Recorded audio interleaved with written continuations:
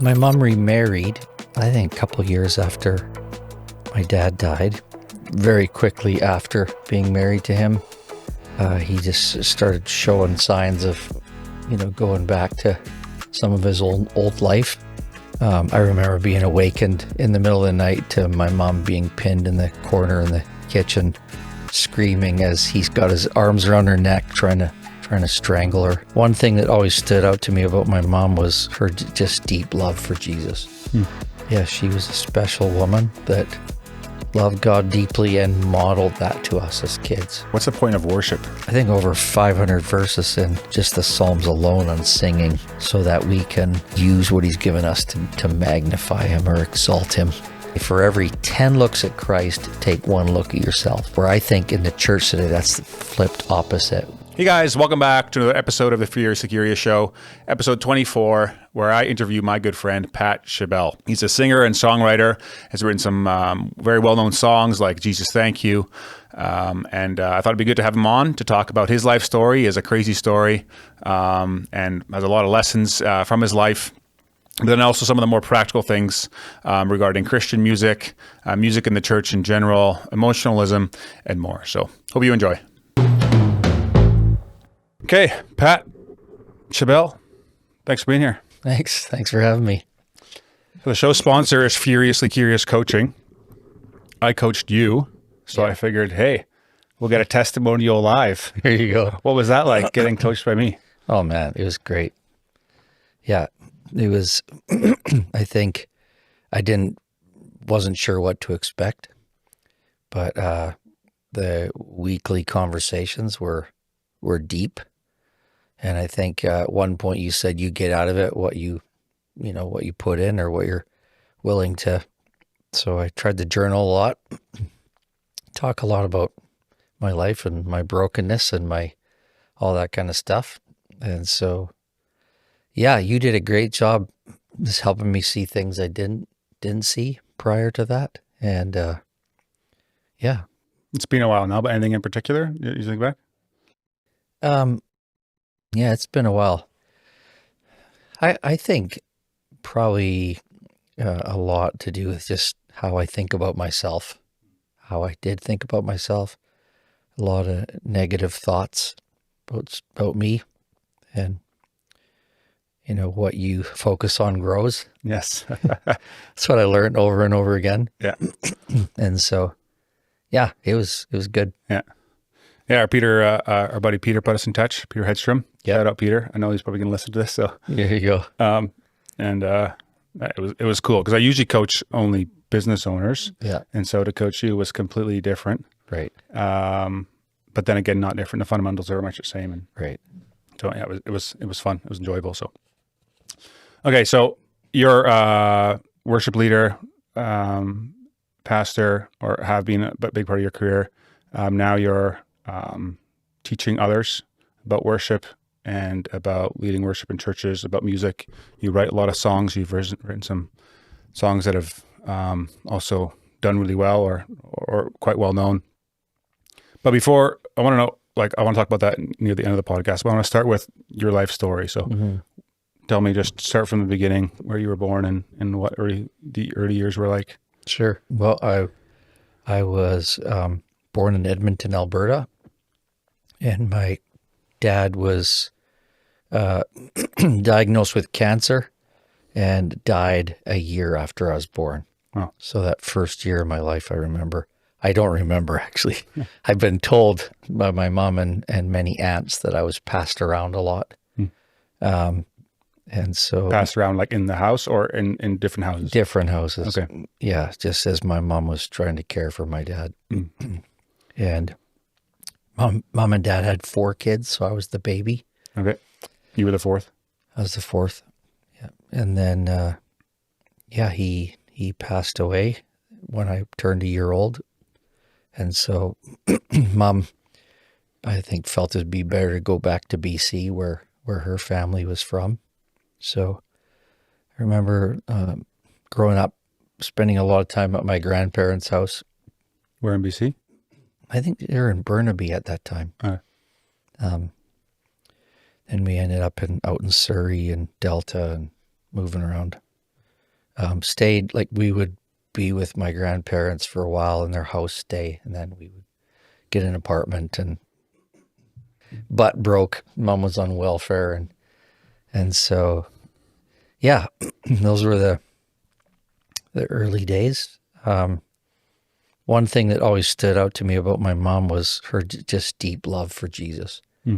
She, she was a special woman that loved God deeply and modeled that to us as kids. So I remember, being 3, 4 years old, 5 years old, and her calling us all into the living room, and Mom played accordion, and she came from a family of 8 kids, so 7 brothers and sisters, and they were a singing, preaching kind of family, and going back like 3 generations of pastors and evangelists and all that kind of stuff. So she'd pull us in a room, and I remember probably being 4 or 5 learning how to sing harmony parts. Like, she said, no, don't sing that, sing this. And so here's the 4 of us, singing together. Yeah. My mom remarried, I think a couple years after my dad died. And my mom and her sister used to go downtown Vancouver and work or serve at Teen Challenge. And so at Teen Challenge, they both met a guy who had been in the program and were doing well. And so my mom married this guy, and very quickly after being married to him, he just started showing signs of, going back to some of his old life. So I don't know even You were how, in 3 at this point? yeah, 3 or somewhere on there. Yeah. I don't know how it happened, but we moved way up north to a place called Grand Isle, BC, which is in the middle of nowhere. Okay. And he worked in a copper mine, drove the big trucks. And so, it was there that he started to really show the signs of just going off the rails. I remember being awakened in the middle of the night to my mom being pinned in the corner in the kitchen, screaming as he's got his arms around her neck, trying to strangle her. Wow. How old were you being when you started seeing I that? might have been 5 by then.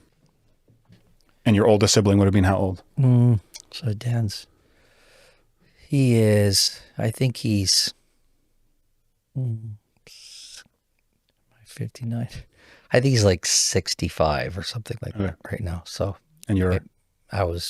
I'm 59. So, Okay. So not that much older. You had 4 small group before. Yeah. Tiger before. Okay. And I remember him and my brother being kicked down the stairs when they came up. My mom was screaming. So it was always like huge tension, kind of a bit terrified around when he would be home. Mom and him had another child, so my stepsister, which lives in Chilliwack here. Okay. And so there's 5 of us. And then, just those were tough days. We were brought far, far away from any family, and it was a bit crazy. And so, and was your mom like during this time? Did she shut down from getting abused? Did her faith in Jesus still stay vibrant? Like how did do you remember, like from 5 to 10, like what? Yeah, I mean, I remember there was really bad days. Found her in the bathroom one time, us kids, and she was just like leaning up against the toilet, and there was a bottle of pills, and I don't know if she'd taken them but just some really hard times. And at my age, I didn't really know all that was going on, but it wasn't good.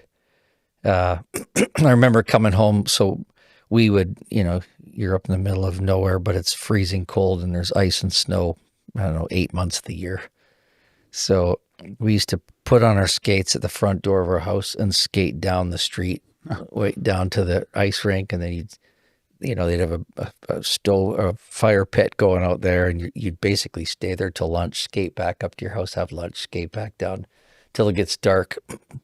And I remember coming home one evening, like, I don't know, it was like 5 minutes late, and he just held me up by one arm and pulled off his belt and just like was beating me until like I just started peeing all over his floor. And his house and everything to do with like, you felt a little bit like he was a bit of a drill sergeant, even making our beds in the morning and the way we had to do things. But so, yeah, I just remember, and it just made him more angry. And I just couldn't, obviously I was pretty young then. And then it started getting really bad where my mom, he'd go to work and we'd kind of skip town because he could walk to, like, it was this little town where the mine was. You could walk down to, I think you had to take a boat across to the mine or whatever. But my mom would get us all in a car. And at that time, one of my uncles had moved up there. And so he was living up north, and he started, we were like connecting with him and all that kind of stuff. But he would always find us. And Your stepdad. yeah, and it was unpleasant. Okay, so you were trying to run away. Okay. Yeah. And I don't know the story completely. We did end up at the coast, and then this uncle that had moved up there, my mom thought, hey, that'd be a good idea to just go up and live in a place called Topley, which was 30 miles from Grand Isle or something like that. So we went up there, and my stepdad, at that time he was still with us, but it was so on and off. Like he'd kind of be there for a bit and then he wasn't there.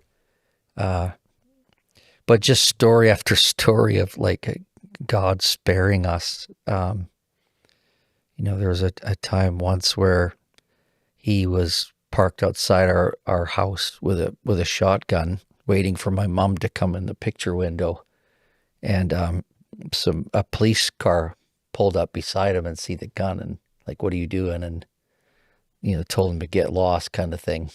And there was just so many of those stories. We would find him in a town, Burns Lake, drunk out of his mind. Remember Mom just reaching in his pockets and trying to grab any cash or money so that we could. Yeah, how poor were you? Well, we were very poor. I mean, there was many times in Topley where my mom we'd just be saying, we're hungry, I'm hungry. And she'd say, okay, I'm going to make you something. But there was like nothing in our cupboards.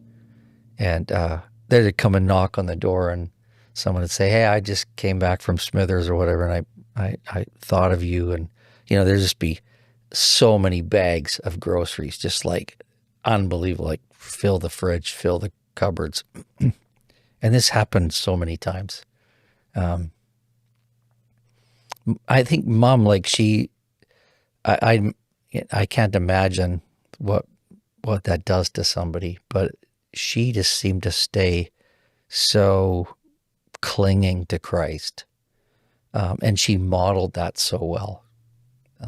How? Like, what was the model? Like, what did you see? I think just like, it was those moments of like, you see her with her Bible. She wouldn't let us go to school ever without having us at the table. She made us breakfast. She'd read us a psalm. She'd ask Jesus to watch over us. I can remember that from the earliest days of kindergarten to grade 1, right up till, the last days of being in school. Yeah. And it was the singing. Anytime she could put that accordion on and sing with us, we would have just a great time. But I think it was her faith and her example for so many years that kept me. Kept you what? I think just like, not going off the rails. Yeah. Yeah. Like when you say, hey, my stepdad held me up and pulled his belt out and beat me until I was peeing all over the floor. Like, I'm assuming there's many more stories like that. You shared some of them, but how did that impact you? Like, how did you process that as a young kid? How did you process that in the later years? I think there was just like thing after thing after thing that was taking place. It was definitely building in me. And one time near Guildford Mall, we were in an apartment there, and I had an uncle that came over, and my stepdad was in the room sleeping, and he felt quite comfortable with him, so he went in and opened the door, and in the next minute, what was just an innocent thing, they were like, it was full on like fist fight and blood everywhere, and going to the kitchen and taking knives out of the drawer. And at this time, I think I was maybe 10, or I might have been 10.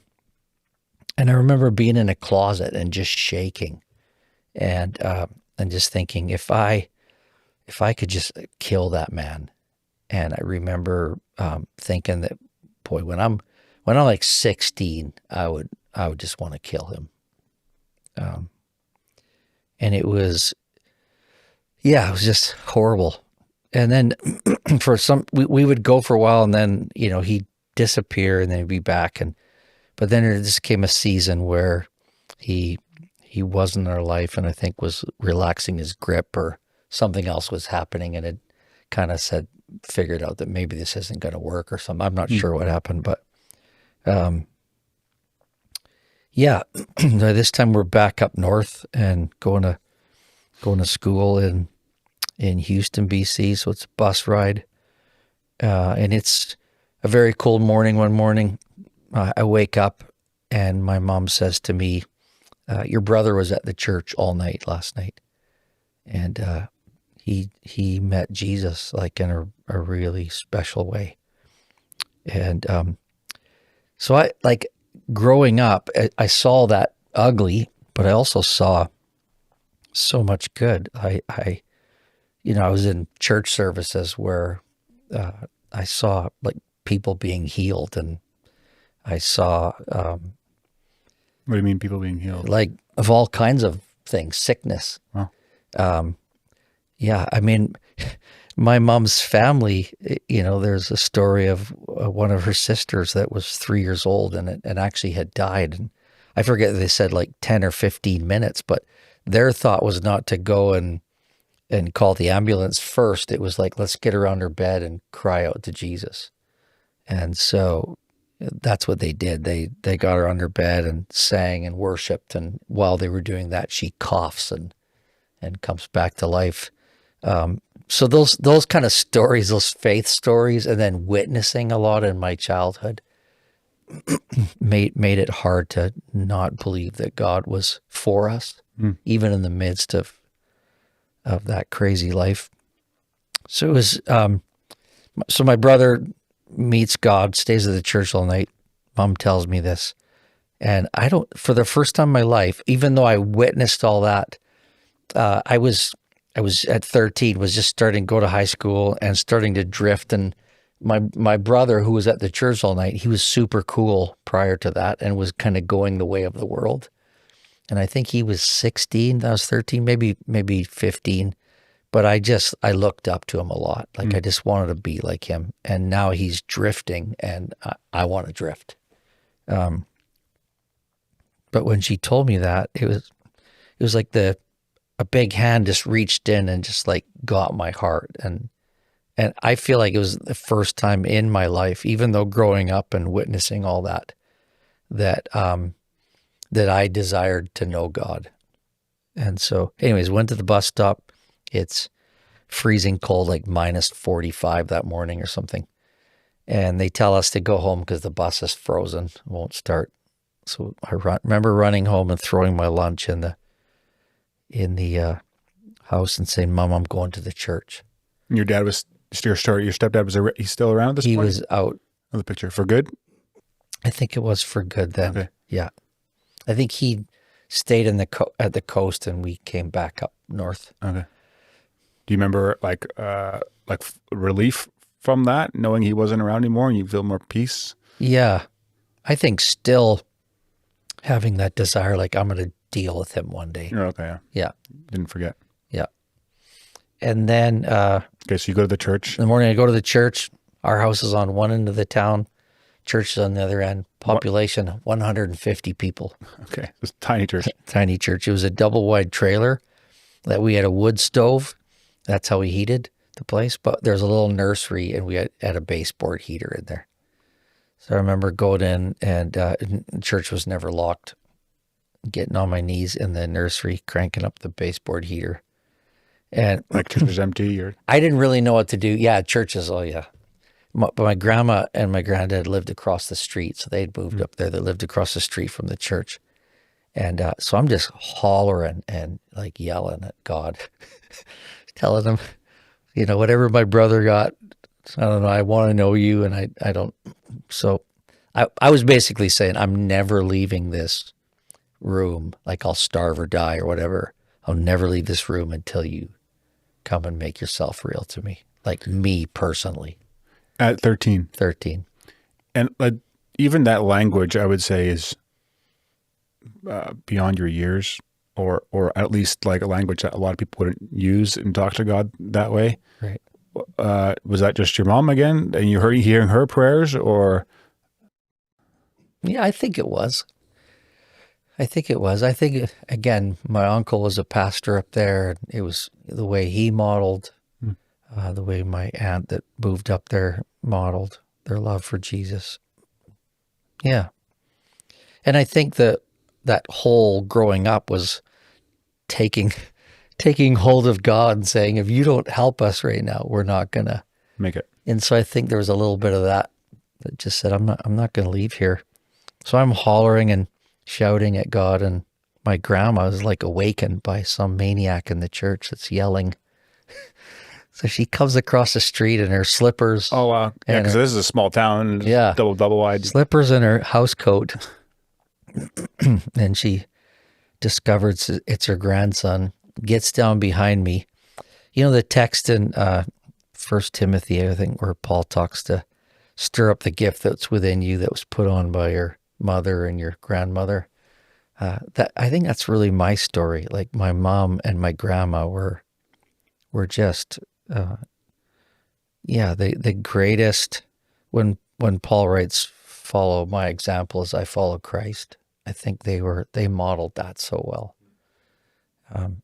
So she gets down behind me and she just starts to, tell Jesus how much she loves him and how glorious he is and what he's done for her. And I was just like, man, maybe I should try that instead of yelling.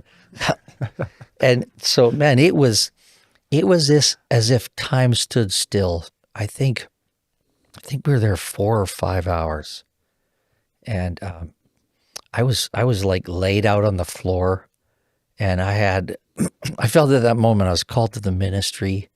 I just had a radical encounter with Jesus in a way that I was a marked man. Charles Spurgeon said about the ministry, and if you want to be a pastor, he says, if you can do anything else, do it. And I felt like at age 13, I could do nothing else. And so... So you were in that church yelling at God, saying, I'm not leaving here until you speak to me. But how did he answer that? Like, how did he meet you there? Like, what was it? I think it was the flood of peace. I would say one of the major things was the removal of any hate or I was so completely a new guy in those few hours, like to the point where I'm going back to school the next day and I'm sitting in the hallway with my Bible when I was in the middle of, everything that was trying to cause trouble. So yeah, I feel like a lot of it was connected to, just being with Jesus and seeing him work. I actually forget the question you asked. How Jesus met you? Yeah. Yeah. Yeah. I think he met me, in a way that hatred and bitterness was gone. He met me in a way that a peace that flooded my soul and made me know that I can go through anything or do anything, whatever experience, and he's going to be present with me. And it literally just radically changed my life, like in every way. Like, And it was your brother the day before. yeah, I came home from that, and my mom really didn't know what was going on. It was my brother and then me, and we're very poor. So I would take the table leaf out of the table in the kitchen, and I would set it up in my desk with some bricks. And I just remember having an insatiable hunger for the scriptures, and I would open my Bible and read through the Gospels, and I would just picture myself in that story, and I would just sob and weep through. And to this day, I think This is at 13, 14? yeah, the majority of scripture today, that like usually someone could say they're quoting a verse, and I can tell you where that is, or and I can quote a lot of verses. And the crazy thing is, it was all King James back then. Yeah. So sometimes when I do it, people look at me a little funny because Hit fourth, cello, so go as fourthest. yeah. So, but yeah, I love Jesus so much so that my mom would knock on the door because I'd be in there for hours. I was doing like 3-day fasts. At 13, 14 Yeah, years old. 13. And my mom would say, like, she'd be concerned for me. Like, your friends are out playing soccer. Don't you want to go play soccer? And I just remember thinking, are you out of your mind? Like, soccer or being with Jesus? And you weren't, and I'm assuming you weren't doing it for performance or nothing. Like, you wanted, like, as a 13-year-old, especially in a town of 150 people, you're not trying to, showboat or. There's no social media. No. There was nothing. There's no hype around it. It was just that I felt like Jesus. Yeah, completely. And I think when you say 13, we all had to grow up real fast. So like at 13, I guess it's 14 because it's grade 9, and I don't want to go to school anymore. So I drop out of school, and my mom's okay with it because back then her thought was Jesus is coming any day. Right. So education doesn't matter. And she was one who longed, and the older I get and the more brokenness in my own life and my family, I get more my mom and that desire to be with Jesus and to be freed from brokenness. And so yeah, like I went and got a job at a diner in Topley. It was a truck stop called the Old Corral Cafe. And I worked at 14 years of age. I worked the midnight shift, midnight till 8 in the morning, serving truckers food. And there was a lady, and the cook her name was Inga, and she was from like Denmark, and somehow was driving through the town, and her car broke down and stayed. Classic. So I told her about Jesus all night long, and she thought I was crazy. And I talked to truckers, and yeah. So from 14, I'd never not worked a day in my life. Yeah, I think up until like a couple years ago. Wow. I would, that job, and I think, I started at $3.25 an hour doing midnight shift. How long did you do that for? I was there close to a year, and then I went into Houston and got a job pumping gas at this gas station, Esso gas station, and then they had truck rentals. It was called Canuck Truck Rentals. So I rented trucks, pumped gas. The odd person going through the town that desperately needed oil change, we'd sneak their car and change the oil. What was your relationship like with your siblings as this was all going on? Like, were you guys close? Did you guys get closer with all this havoc in your life? And your mom, or did it like, sometimes it does the opposite, and it actually, when there's a lack of attention or abuse at home, the siblings start fighting with each other more. Right. I think my brother, who I really looked up to, he was old enough where he was kind of branching out and doing stuff where We weren't as connected. My sister, who was closer to me, we were pretty close. But then I think another aspect of the radical transformation was me and my brother, and wasn't my brother-in-law then. He became my brother-in-law. We would go and we'd go spend half a Saturday praying, and then we'd hit the streets and evangelize, like In Houston? every Saturday. Houston had more people in it? Huh? Houston had more people in it? And Burns Lake. So Oh, yeah. Topley was in between the two. So Okay. we would choose and go and tell people about Jesus. And that every weekend was like spend all day Sunday at church and evangelize, so you worked all week, and then your whole week was just given to do that. Yeah. And then I got hired in a sawmill when I was 16. I want to back up before you get to the sawmill part. So when an average Christian family nowadays, whatever, like at 13 years old, there's might not even be going to like the full church service yet. Right. Something depends where you go to church. Yeah. They're still wet behind the ears. Yeah. Like not much is going on in their life. You were fasting days on end. You were in your word. A lot of that was, I think, likely pushed by the amount of suffering and the chaos in your home. But I think it also it lightens the fact that, if you're 10, 12, 15 years old, you can learn about God then already. Like you can be in your word already. Like you can have a real relationship with Christ. And I think sometimes that's forgotten, where it's just like you have to wait till you're in your 20s and really understand things, or to really have a relationship with God. Yeah. How do you think about that? Do you think there's too much of how people parent nowadays, or in the Christian church, where it's just like it's kind of like a thing on the side and not really a... Yeah, I think often children are seen as inconvenience. You're getting in my way. You're disturbing my peace. I want to be king even for a day, and you're always in the way, and you're always, I feel like what I saw often was growing up was proclamation, but I also saw a demonstration. And I think often we see, parents that go to church and they might even proclaim, but often the demonstration doesn't match the proclamation. Don't live it out. And so, and that's tough. It gives you a really twisted version of Christianity, because you think you can just believe the right things intellectually, right, and not live it out, and that's somehow real faith. Yeah. But boots on the ground every day. Yeah. You can be impressive.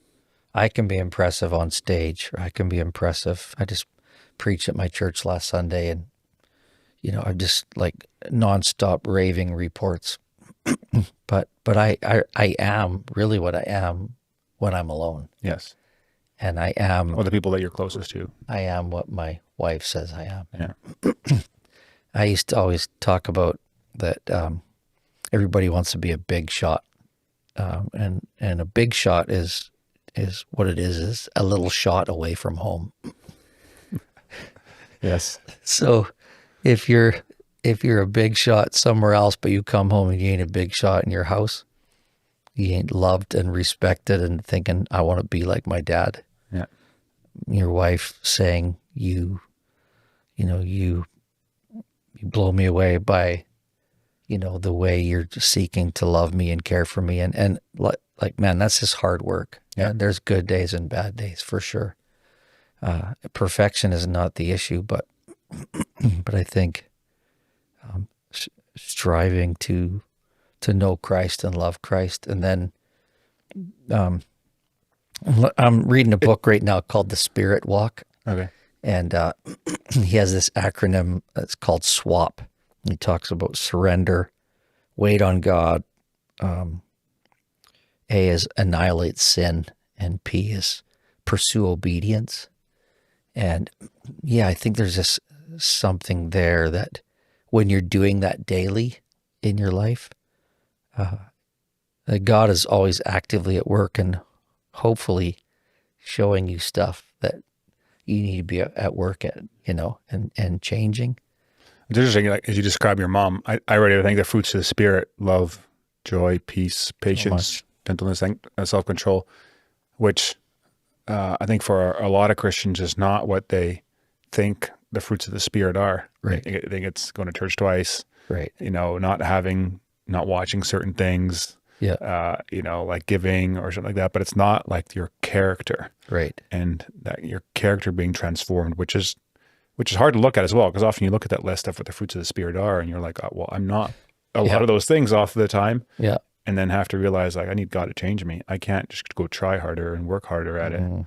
But you really seen that modeled. Yeah. Yeah. In so many ways. Okay, so Sawmill, 16 years old. Yep. So my two brothers worked there, and they started when it opened up, and they got like really cushy jobs real quick. And I was there for 3 years and never got a cushy job. So mostly on the spare board. So that meant they could call you at 2:00 in the morning and tell you to come into work. So those were, I remember one evening being at the bottom of the sawmill where these conveyor belts would run, and there'd be bark piles, like, I don't know, felt like 30 feet in the air. And the foreman just saying, see this pile, that's got to be gone by the morning. And, 4:00 in the morning, just falling into this pile and just crying, like, I don't want to be a man. I don't want to do this, this is tough.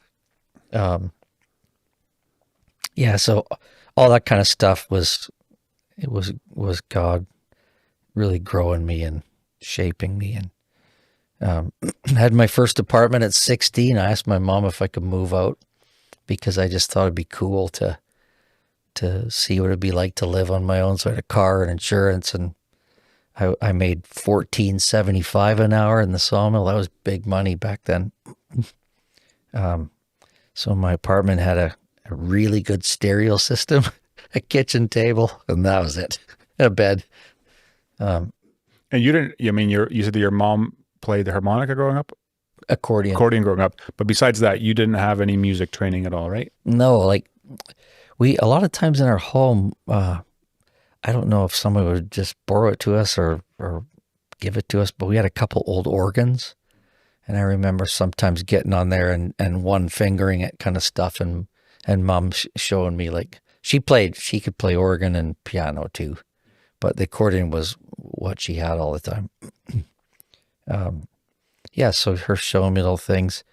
But I think the way we were taught to learn harmony parts, there was some real natural, and it's in all of my siblings. Like they sing nice, good, really good, and they a lot of them play instruments and all that kind of stuff. It was natural in you. Yeah.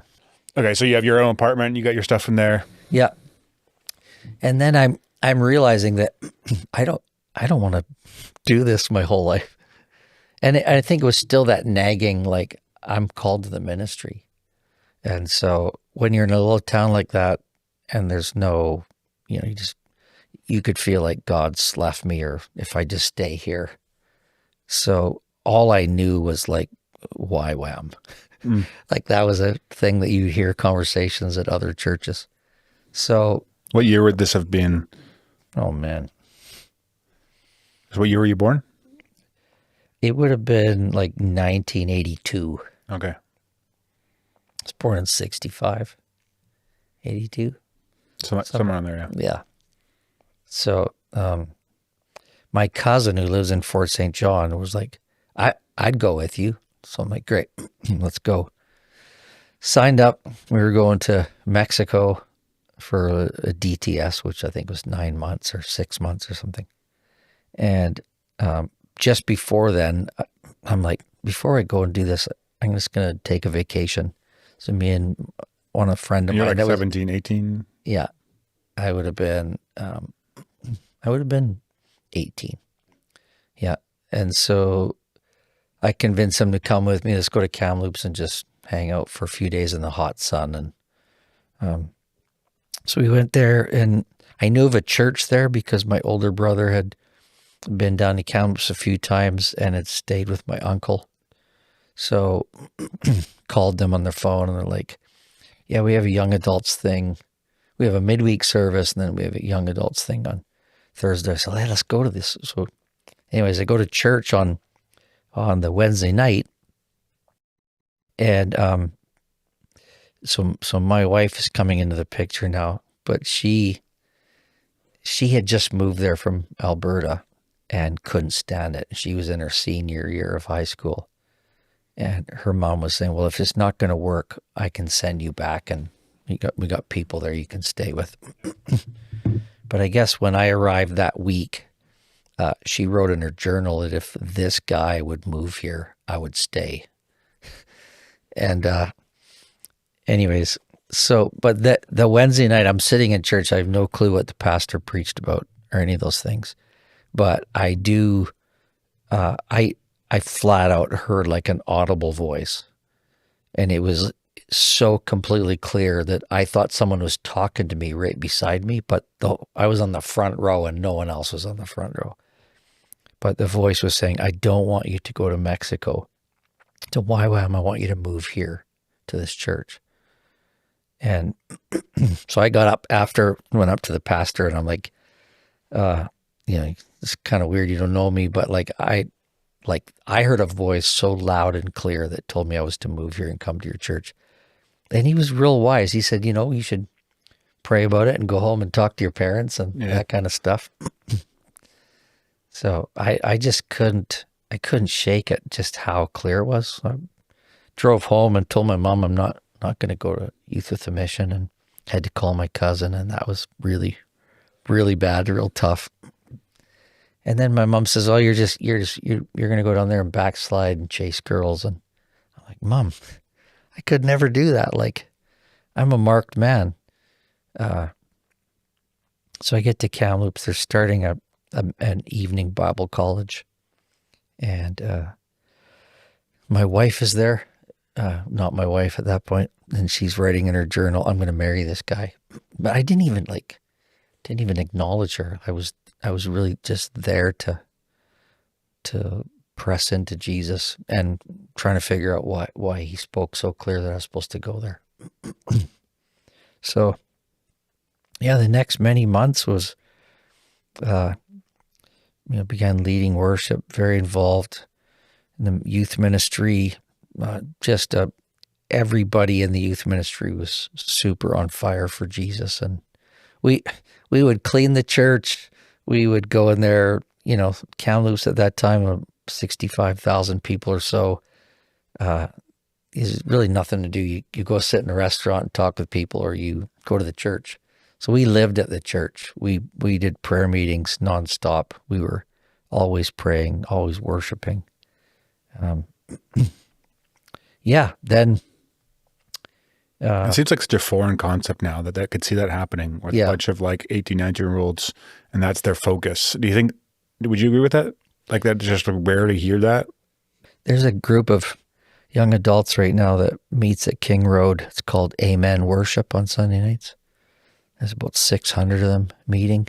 They're just jamming the place out. So that really encourages my heart.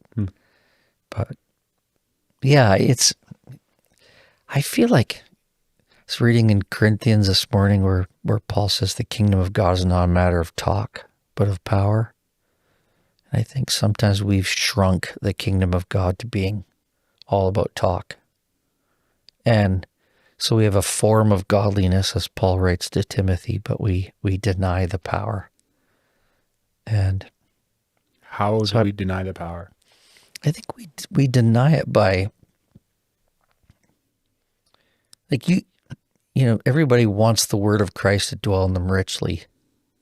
So everybody wants to be theological and want to study the scriptures, but we can study the scriptures and be theological and miss our heart being engaged and in relationship with Jesus, because Jesus is the Word.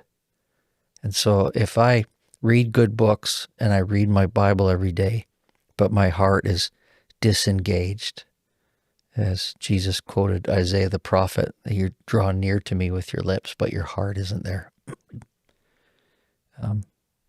I think think that's one of the most dangerous places to be. And I feel like there's a lack of power in the church.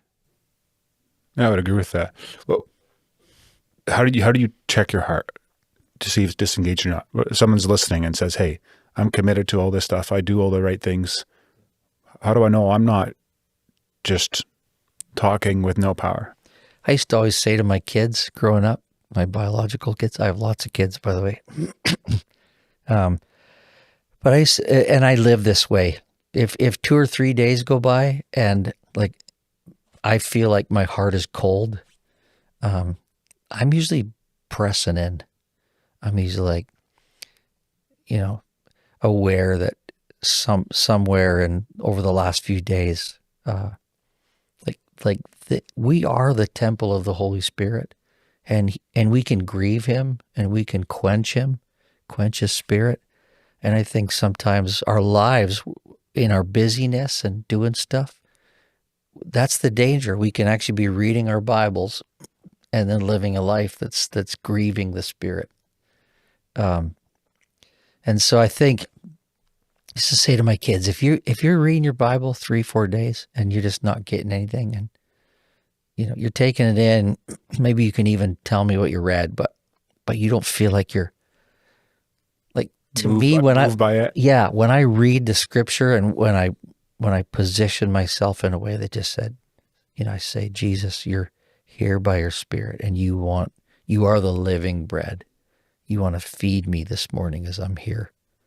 And as I do that, I feel like that's when the scriptures come alive. And it's not just get out of my quiet time so I can get on with my life, but how do I take that with me in the day?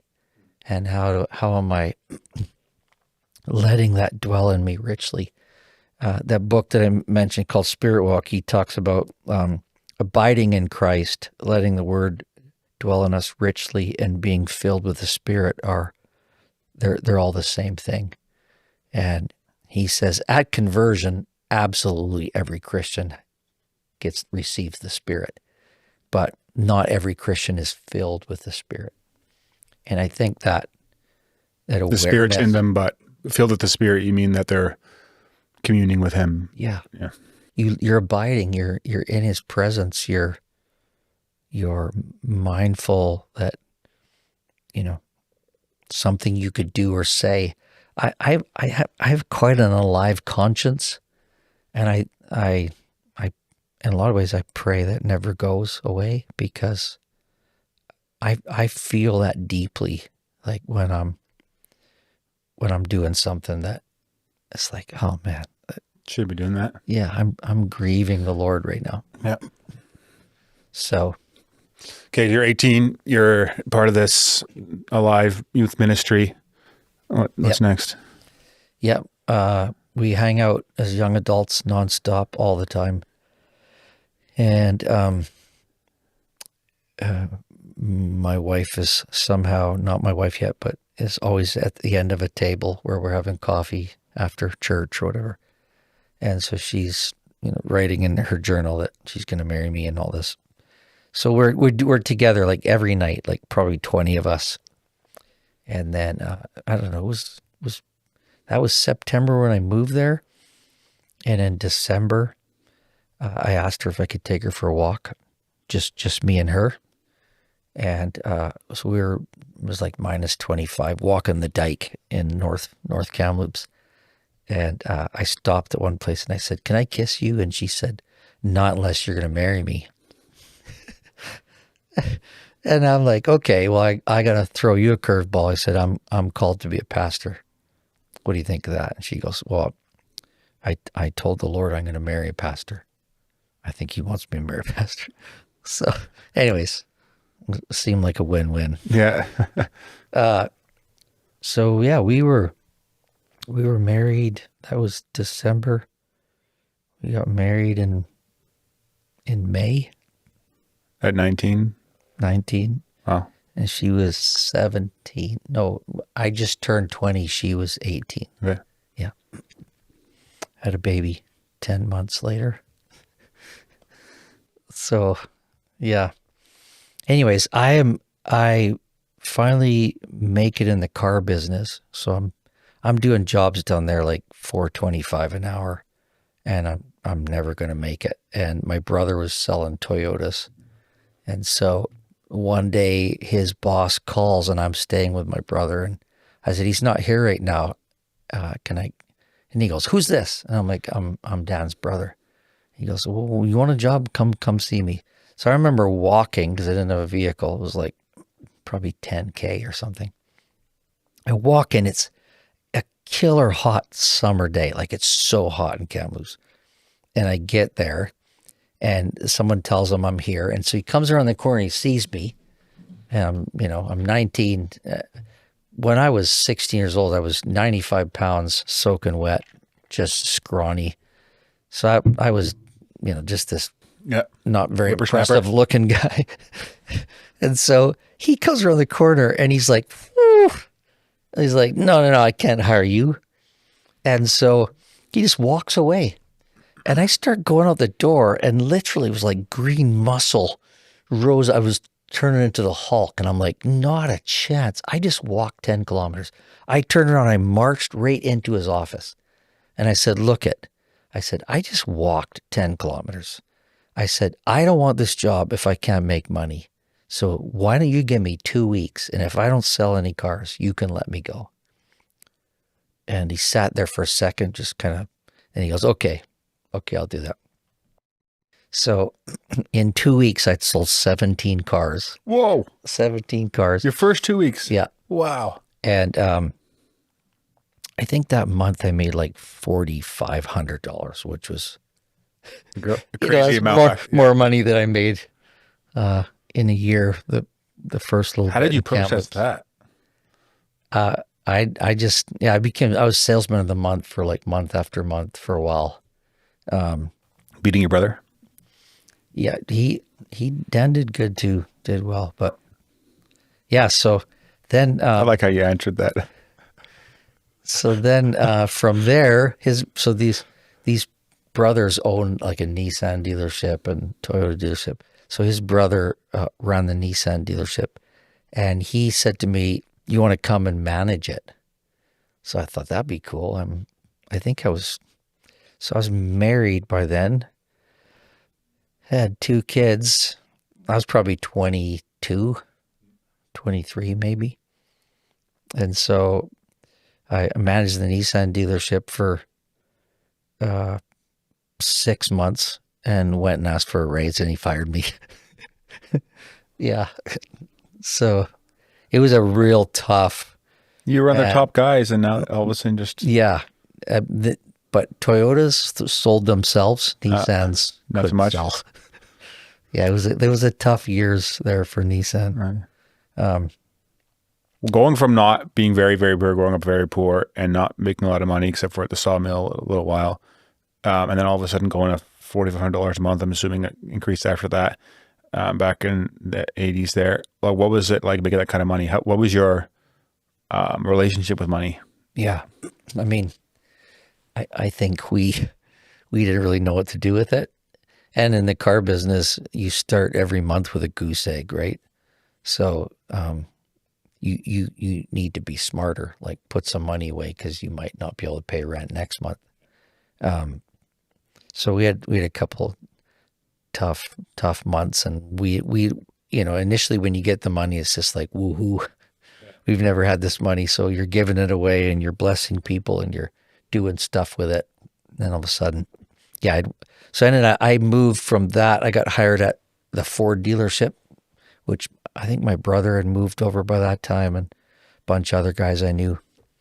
And I was making about 65 grand a year back then. Yeah, today that'd be like 250 today or something. selling Fords. Yeah. We bought a house. We actually sold it and kept upping. So by the time I was 19, and we were on our 3rd house, and then I got asked to. By the time you were 19, you were on your 3rd house. Yeah, and I got asked to manage the Mazda dealership. The Ford guy owned the Mazda. So you got married at 20, and you had houses before that already. You were buying, or we bought our first house together. Okay, yeah. I think within like 3 years we owned, like we kept, market would go up a little bit, we make a bit of money, we buy another one. Yeah. So yeah, I'm managing the Mazda dealership, and As this was going on, were you thinking about ministry anymore? Or? constantly, Okay. yeah, constantly, and like harassing my pastor, like, has God forgotten me? We would take trips, vacations, my poor wife, and I'd say, love, we're going to go plant a church. Like, let's just drive to Edmonton and the small towns along the way, just see if God's going to speak to us and plant the church. Like, I'm 18, 19, thinking God's abandoned me because I'm not in the ministry. So I'm coming up the Coquihalla. I had gone to Whistler with another guy from the Ford dealership to it was a motivational conference. And I was marveling at the Coquihalla and the trees and the mountains. And I said to this guy, there's one place I'd never live. And I said, that'd be Toronto. I don't know why I picked Toronto. I just heard enough about it. I got to the top of the hill in Kamloops, and he was dropping me off. My wife was picking me up, and my wife said to me, you wouldn't believe what happened. Yesterday, you got a phone call from a guy in Toronto. He's a pastor there, church of about 1,200 people, and he wanted to know if you would be interested in coming on staff. And I just laughed my head off. I'm like, I just told a guy like an hour ago in the car that I would never move to Toronto. So anyways, he called me back. How did this guy get your number? So a guy in Calgary had a dream about me. Goodness.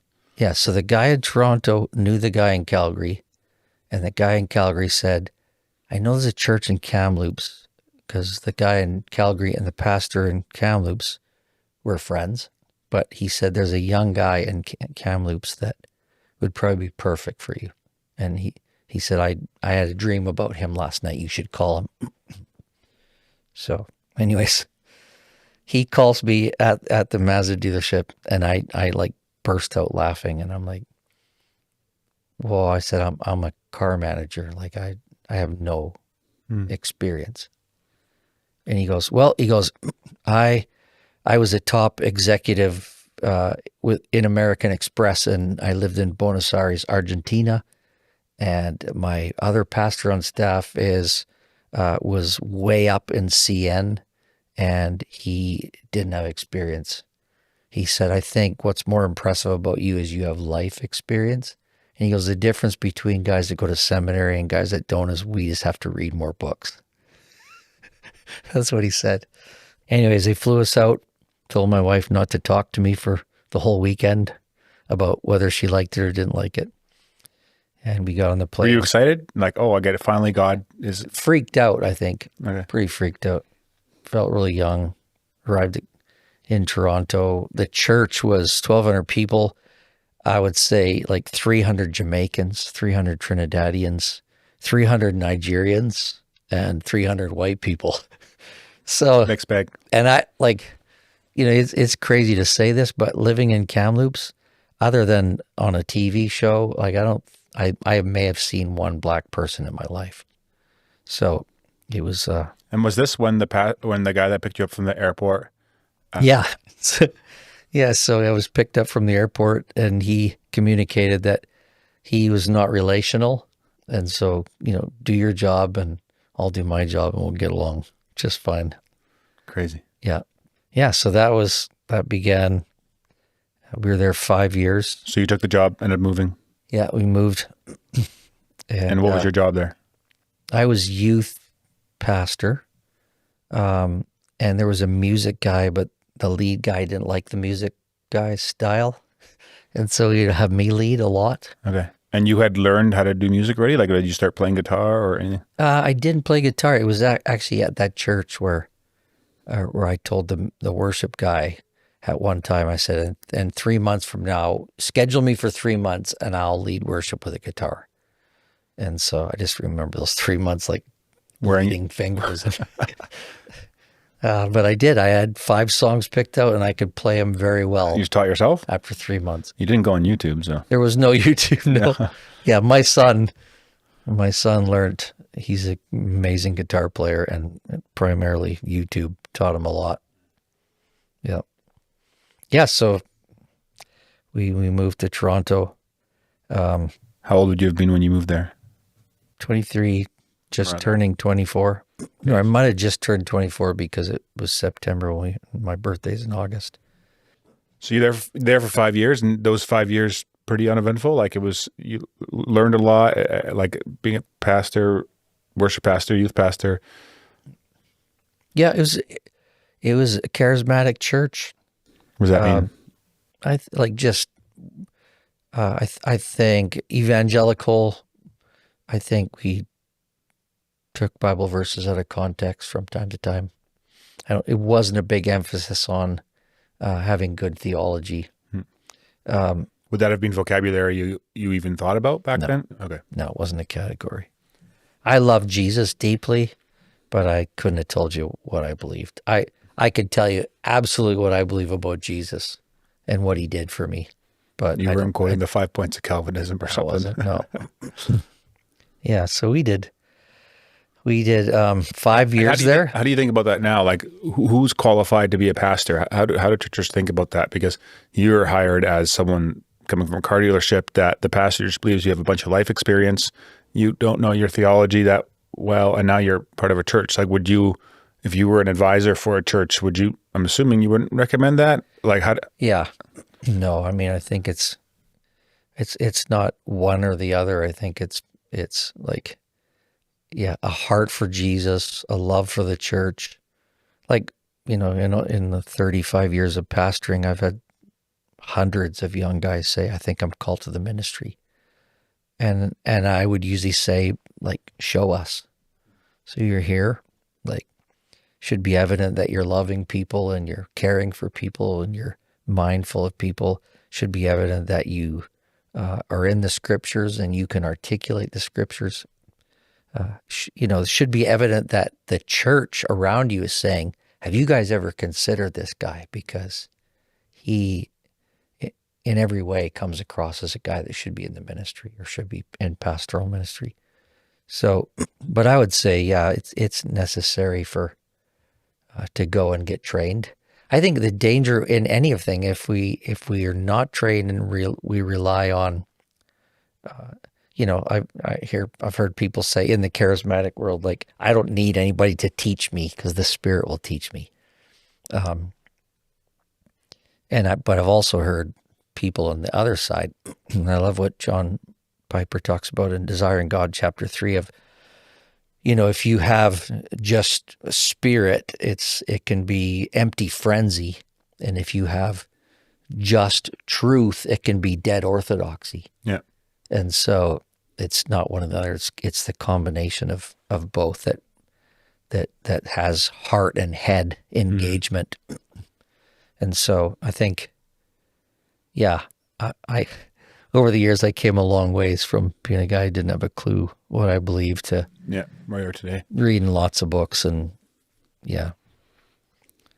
So 5 years there, the pastor started, calling out some of the elders, even kind of from the stage. And so he got asked to take a sabbatical. And when he took a sabbatical, we had a pastoral care guy and a worship guy. They didn't like preaching. It's like, Pat, do you want to fill the pulpit for, we'll bring in guests, but you're going to have to do 2 or sometimes 3 a month. Yeah. So I had no clue.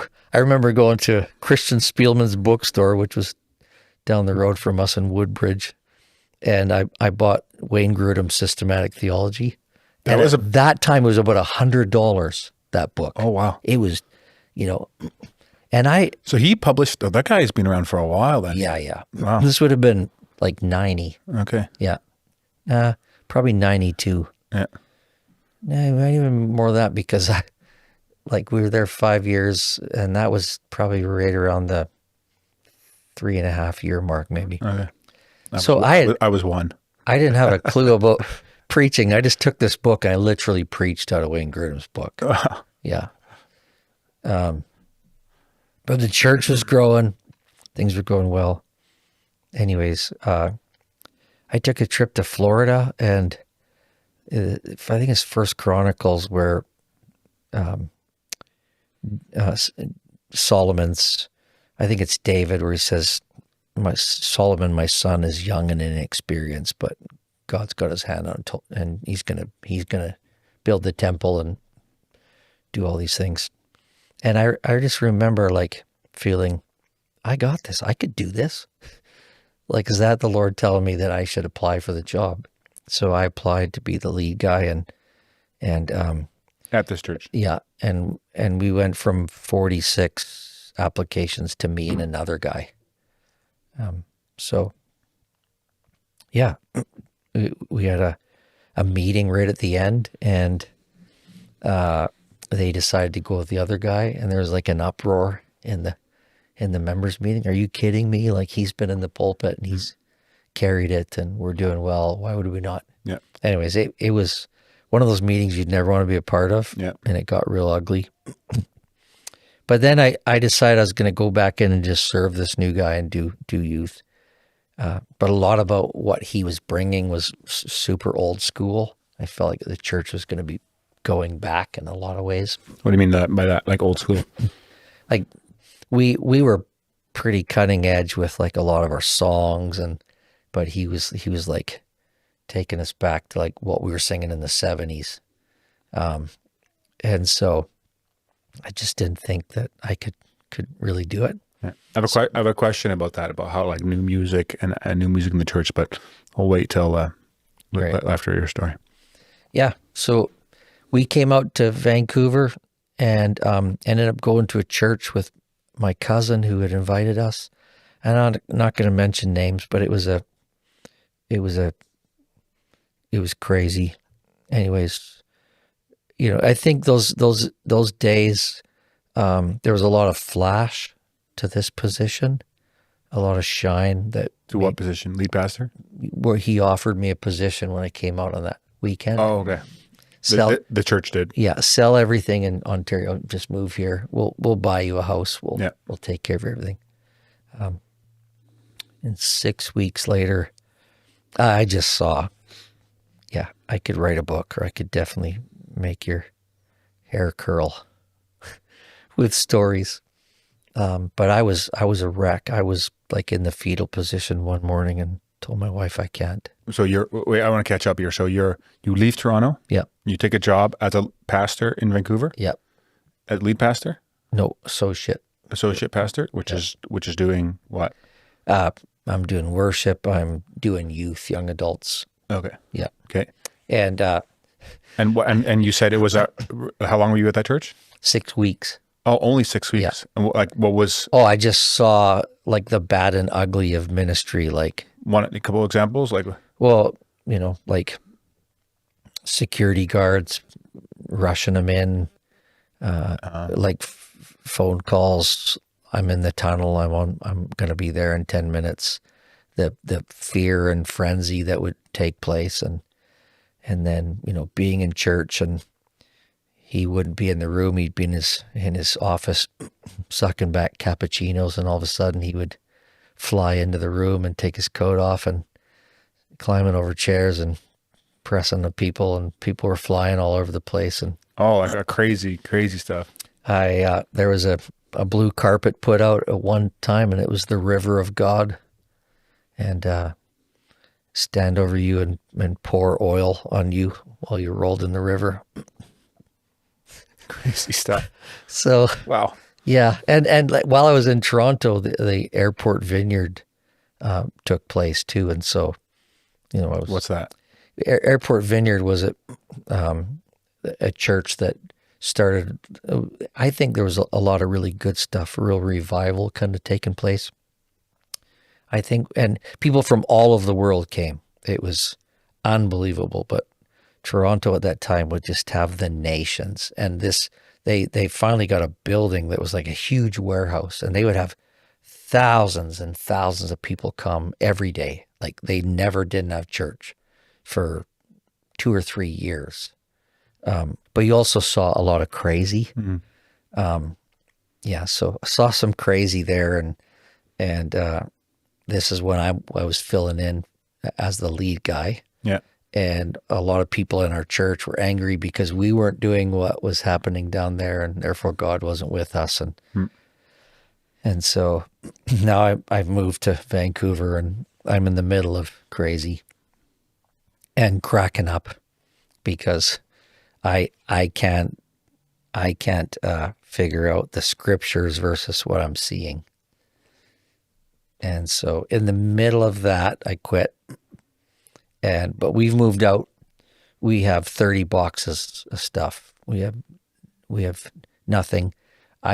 He said we'd buy you a house and all that. Well, I find out that the ministry was broke, and the bookkeeper laughed at me when I went into the room to tell her I was on staff and was supposed to fill out paperwork. She said, "There's no money. Like, we can't pay you anything." So anyways, those were hard days. Yeah, no kidding. I had a church hire me in New Westminster, and it kind of went from bad to worse.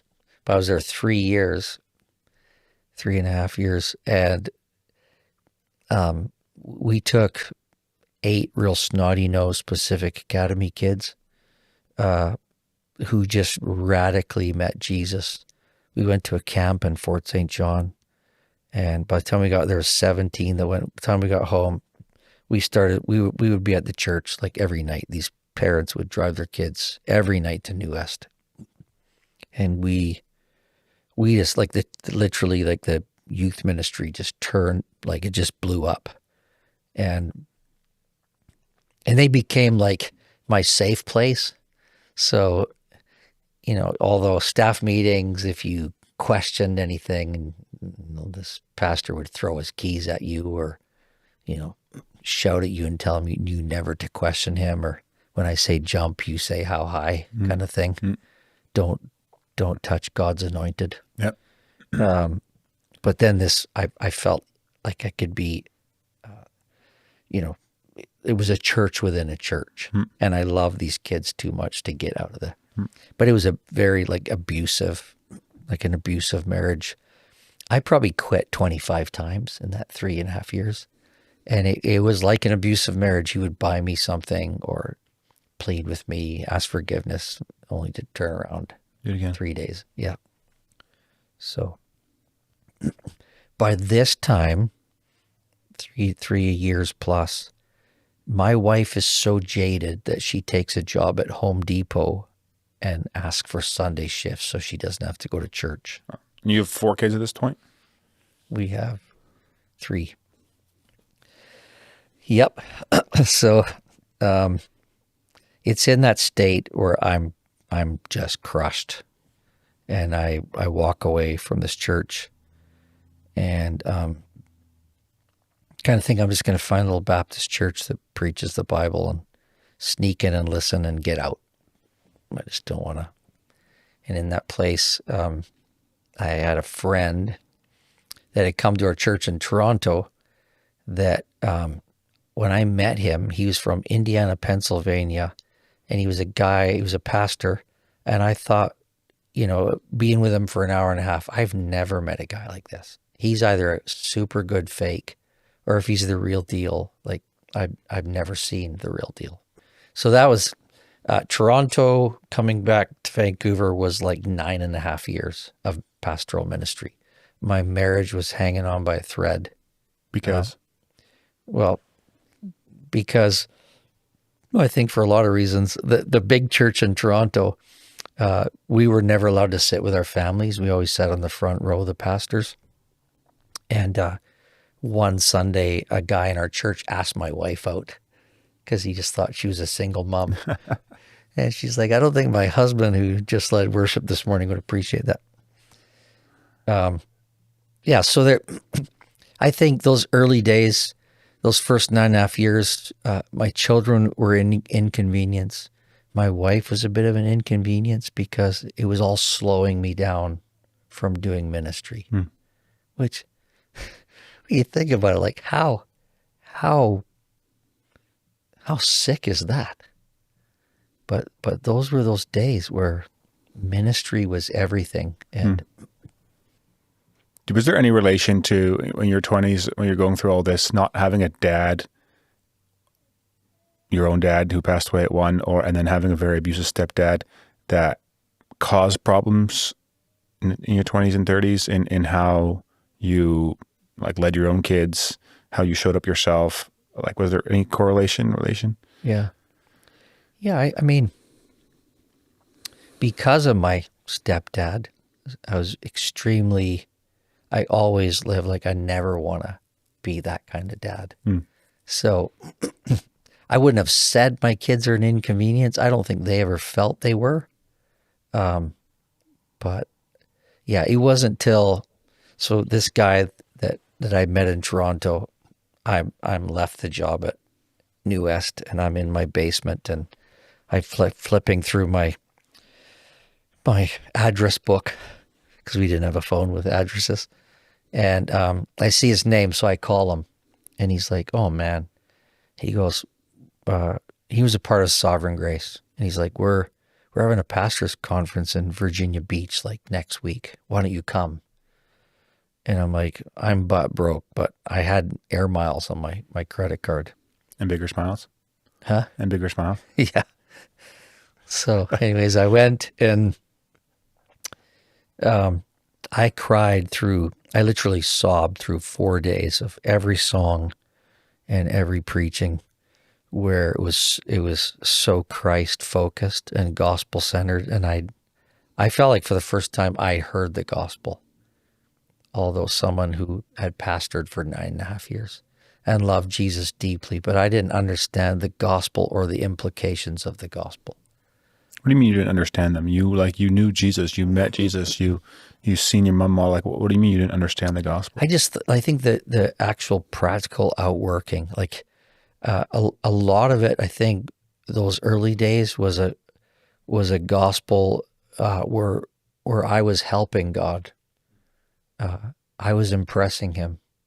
And the more things I did, or if I tried harder or did bigger things, where for the first time I just thought, boy, it's not a thing I bring to the table but my sin. And he's a great savior. And Did you get a new level of freedom through that? Oh my goodness. Okay, wow. Yeah. Unbelievable. I would say you're 30, my life 30, was 30 now? 30. Radically changed. I am 30. I'm 32. Yeah, because I planted a church coming back from that conference. And yeah, so I phoned my wife. I said, I'm coming home to plant the church. And she's like, have fun. This is Miss Jaded, who doesn't want anything to do with church. And so, yeah, I'm coming home. I wonder if you could like do a poll on pastors' wives, on how many you feel that way. Anyway, yeah, go on. You come home. Came home.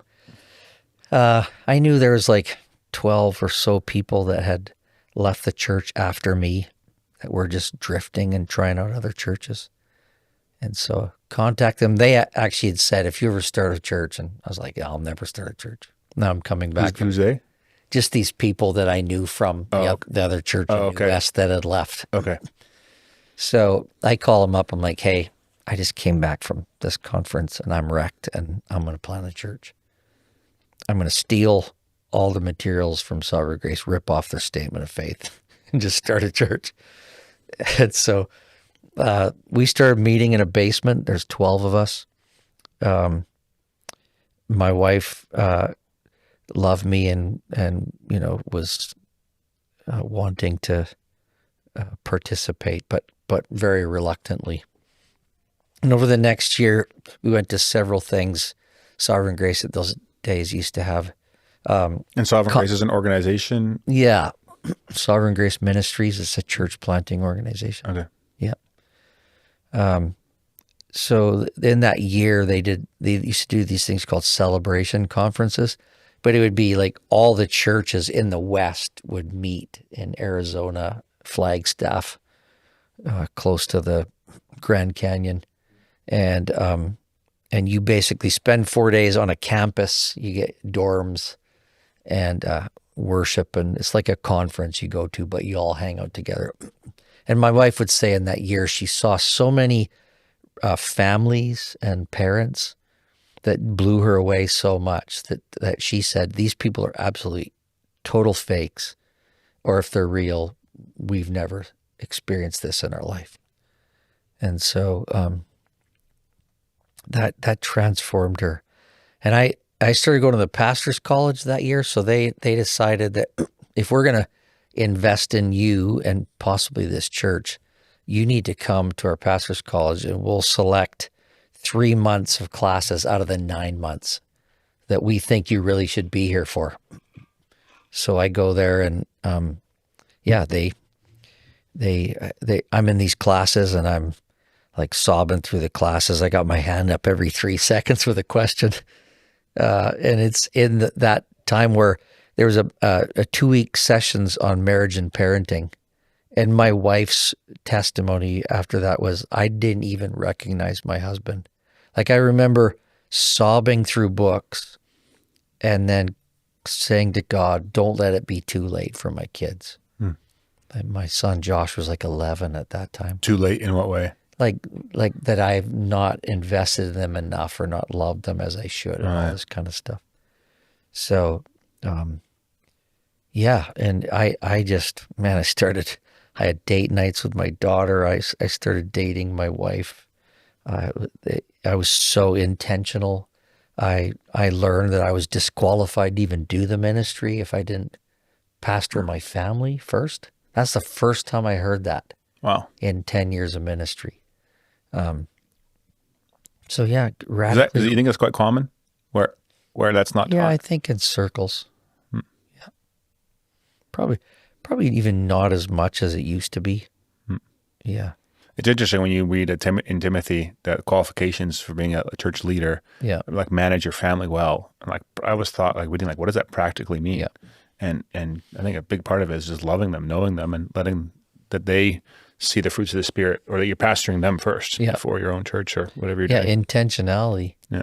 If you take intentionality in your ministry and you're trying to say, I want to build this, something that will withstand the fire or the flood or the struggle, why would it be any different in your home? Like, I want to build something with my kids, build something with my marriage that.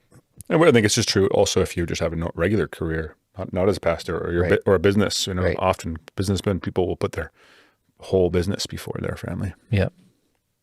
Yeah. Okay, so this really changes you, and you really learn the practical things. Yeah. So I plant that church, and about 1.5 years in, I don't feel like I'm the guy to be the lead guy. Sovereign Grace brings up a guy, spends the summer with us. We went from like 70 people to like 140 in 4 months, and he's leaving. And he goes, I think you can lead, Pastor. He's gone like 2 weeks, and I'm like, no, come back. So yeah, the Lord worked in ways that he went back to his church. They were going to send out his associate to plant the church, but then decided he was doing such a great job at that church that the guy that came back, that had been with me, he came back. He thought, well, maybe I'm supposed to go back to Vancouver. Yeah. So he did, and we had just a huge run where God blessed us in amazing ways. And then we had a church split 12 years in, and learned a lot about relationships and the gospel. And what caused the church split? I think primarily it was, difference or philosophy of ministry between the pastoral staff. But it was, looking back, I have so many regrets. And for the sake of the gospel, I think I would have done things a lot differently. But yeah, I was there 20 years and merged the church with another church. And then was going to go full-time coaching and training and serving music ministries of churches, worship leaders. And then I got hired by a church in Vancouver. We were planting a church with a guy in Vancouver that said, come and just give us good music on Sunday, and you go ahead and do that. When did you start writing your first songs? Was that what it would have been in that time? Oh, I think I wrote songs when I was a teenager. Oh, Yeah. They wouldn't have been good songs. yeah. Definitely wouldn't have been theologically correct. I think even in the church in New West, I did a guy that had a fair bit of money, just told me go ahead and do an album, and I think we spent $40,000 in like 1996 on an album. And looking back at those songs now, I'm like, oof, Yeah. they're okay. I wouldn't sing them today. Okay. So when you were writing songs as a teenager already, you didn't know how to like play music. No. And as a guy, like you were just writing what you thought lyrics were done and come up with a melody in your head or something? Or? Yeah, I think a lot of it to me, primarily I start with lyrics. It's interesting because I start with lyrics, but the people that know me best would probably say I'm more known for my melodies. Okay. Yeah, I always start with a lyric, and we always talk about like lyrics sometimes can just be placeholders. So you use it and you come up with a melody, and then you pitch it, send it out, and sometimes people go, well, your lyrics are weak, or they're not creative, or they don't grab people. So then my son was, I think he was 16. He was the skateboarder dude. My son, Josh, my older son, was the musician, took an internship in San Diego at a Sovereign Grace church, was leading worship all the time at 19. And then my son, Joel, at 16, came up from the basement one day and said, Dad, I wrote a song. And I'm like, what? You did what? Because this is a skateboarder, doesn't like music.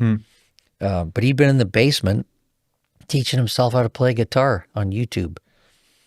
So anyways, he tells the story that I came down there and he played the song, and I just stood behind him and listened. And I said, and I just walked up the stairs.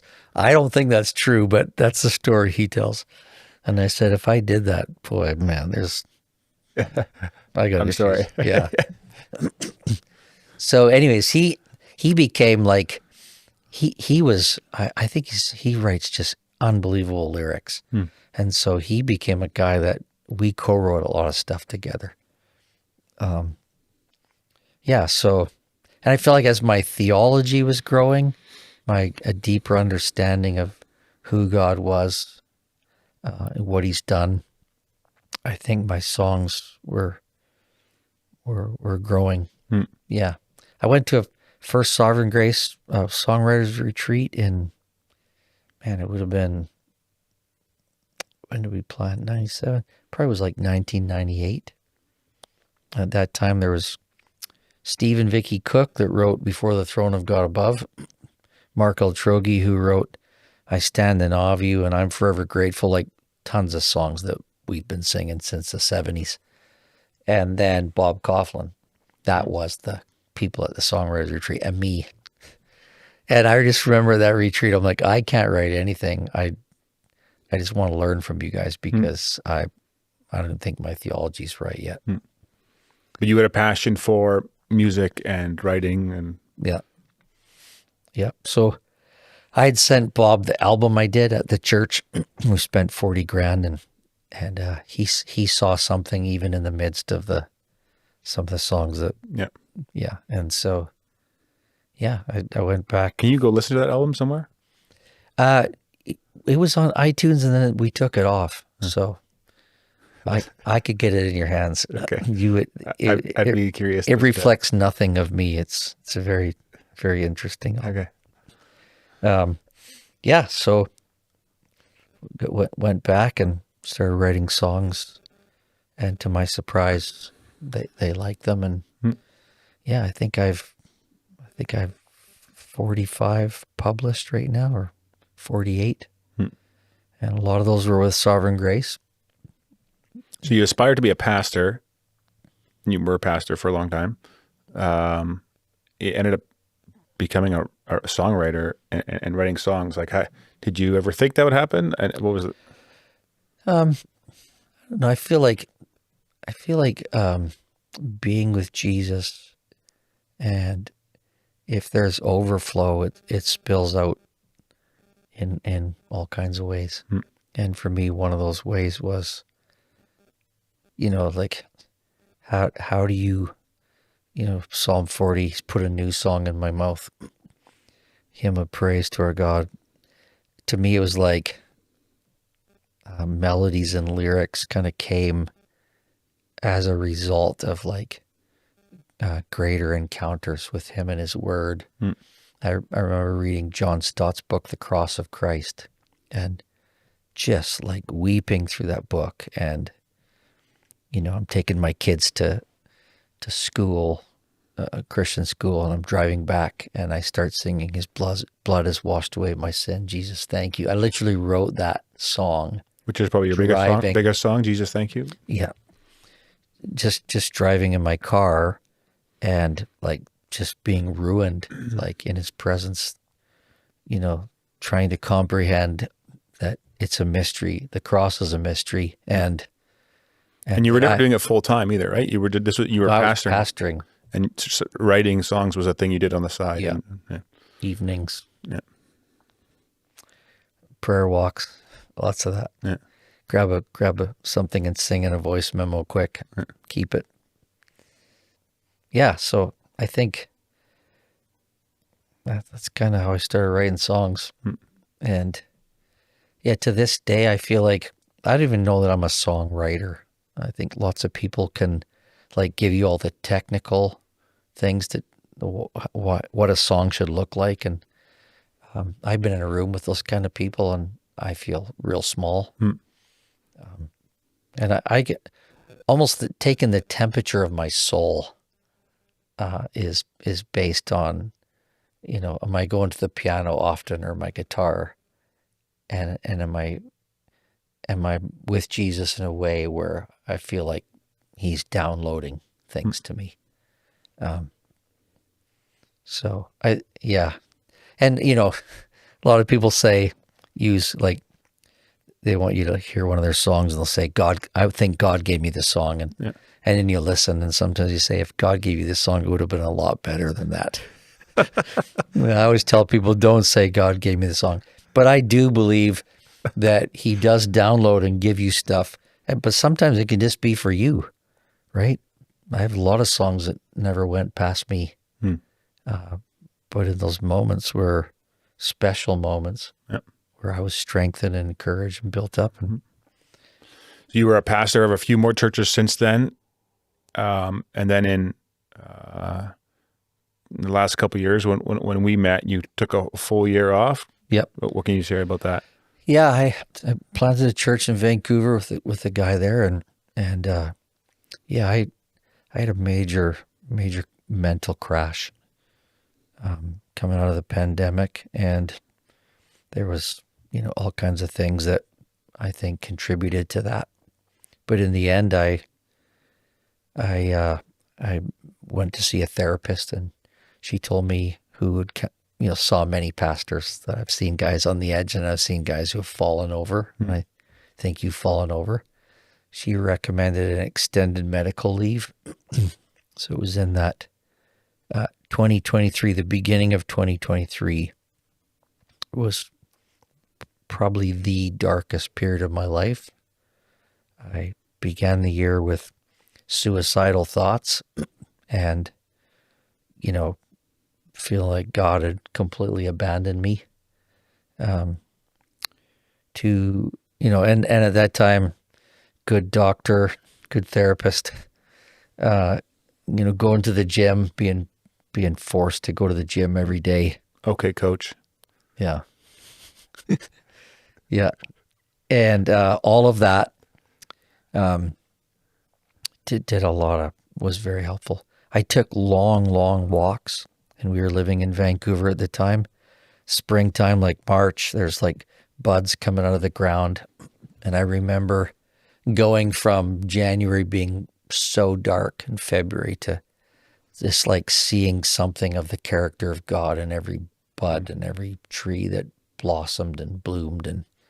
And it was usually, I was usually like an emotional wreck. Just, I remember just thinking of the Romans 11 passage, from him, through him, and to him are all things. And I would just think, this is from him, and it's to him.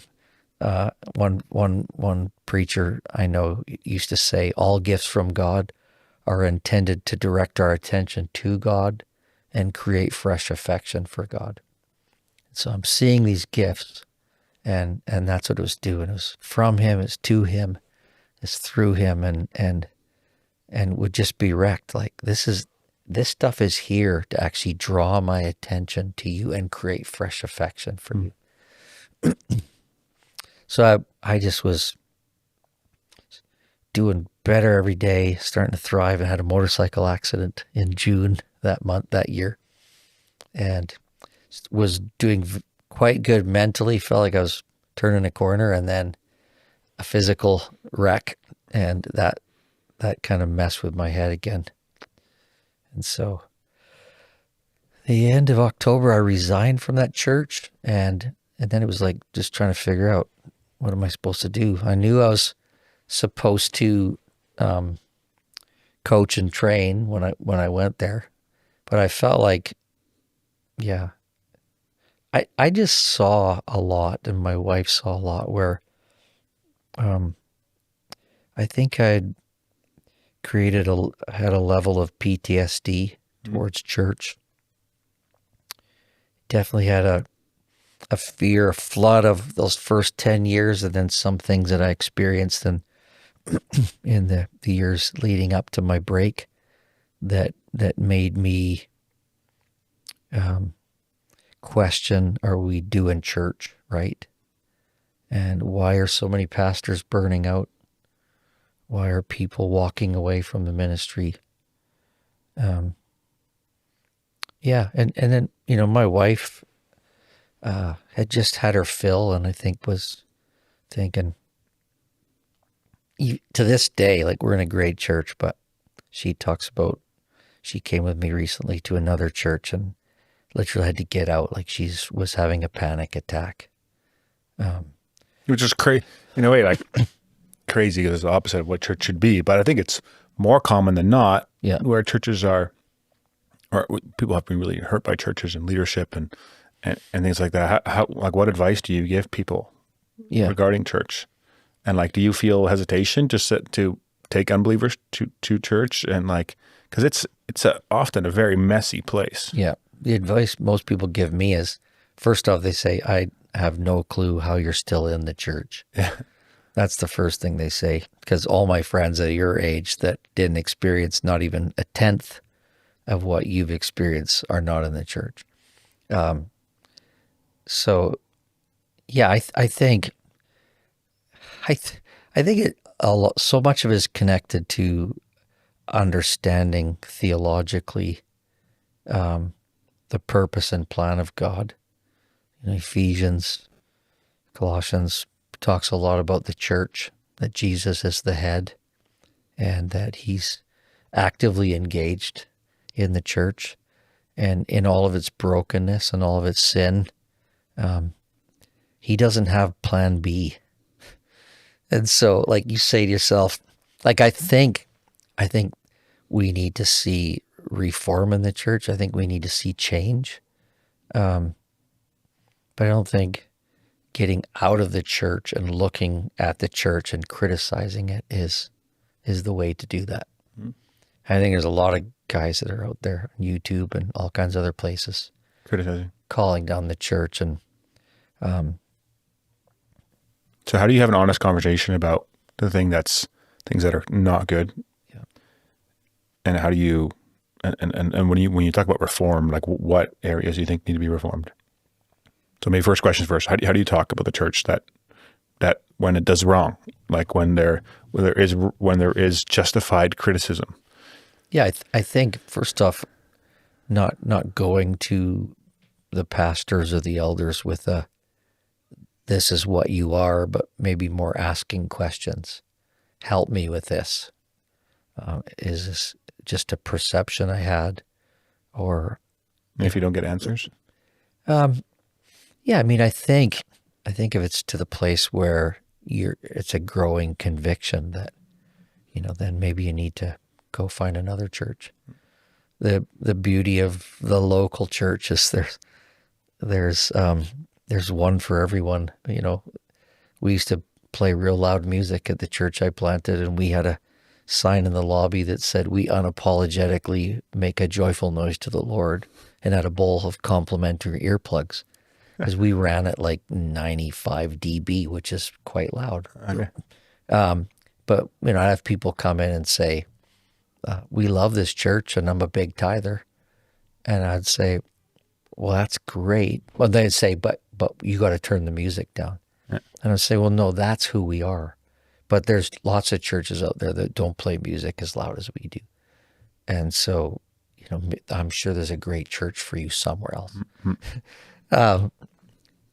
I think we've done things because we have good tithers, and those are never reasons. I think one of the biggest issues in the church is that I just heard this great quote of a older gentleman that had been a missionary for 50 years.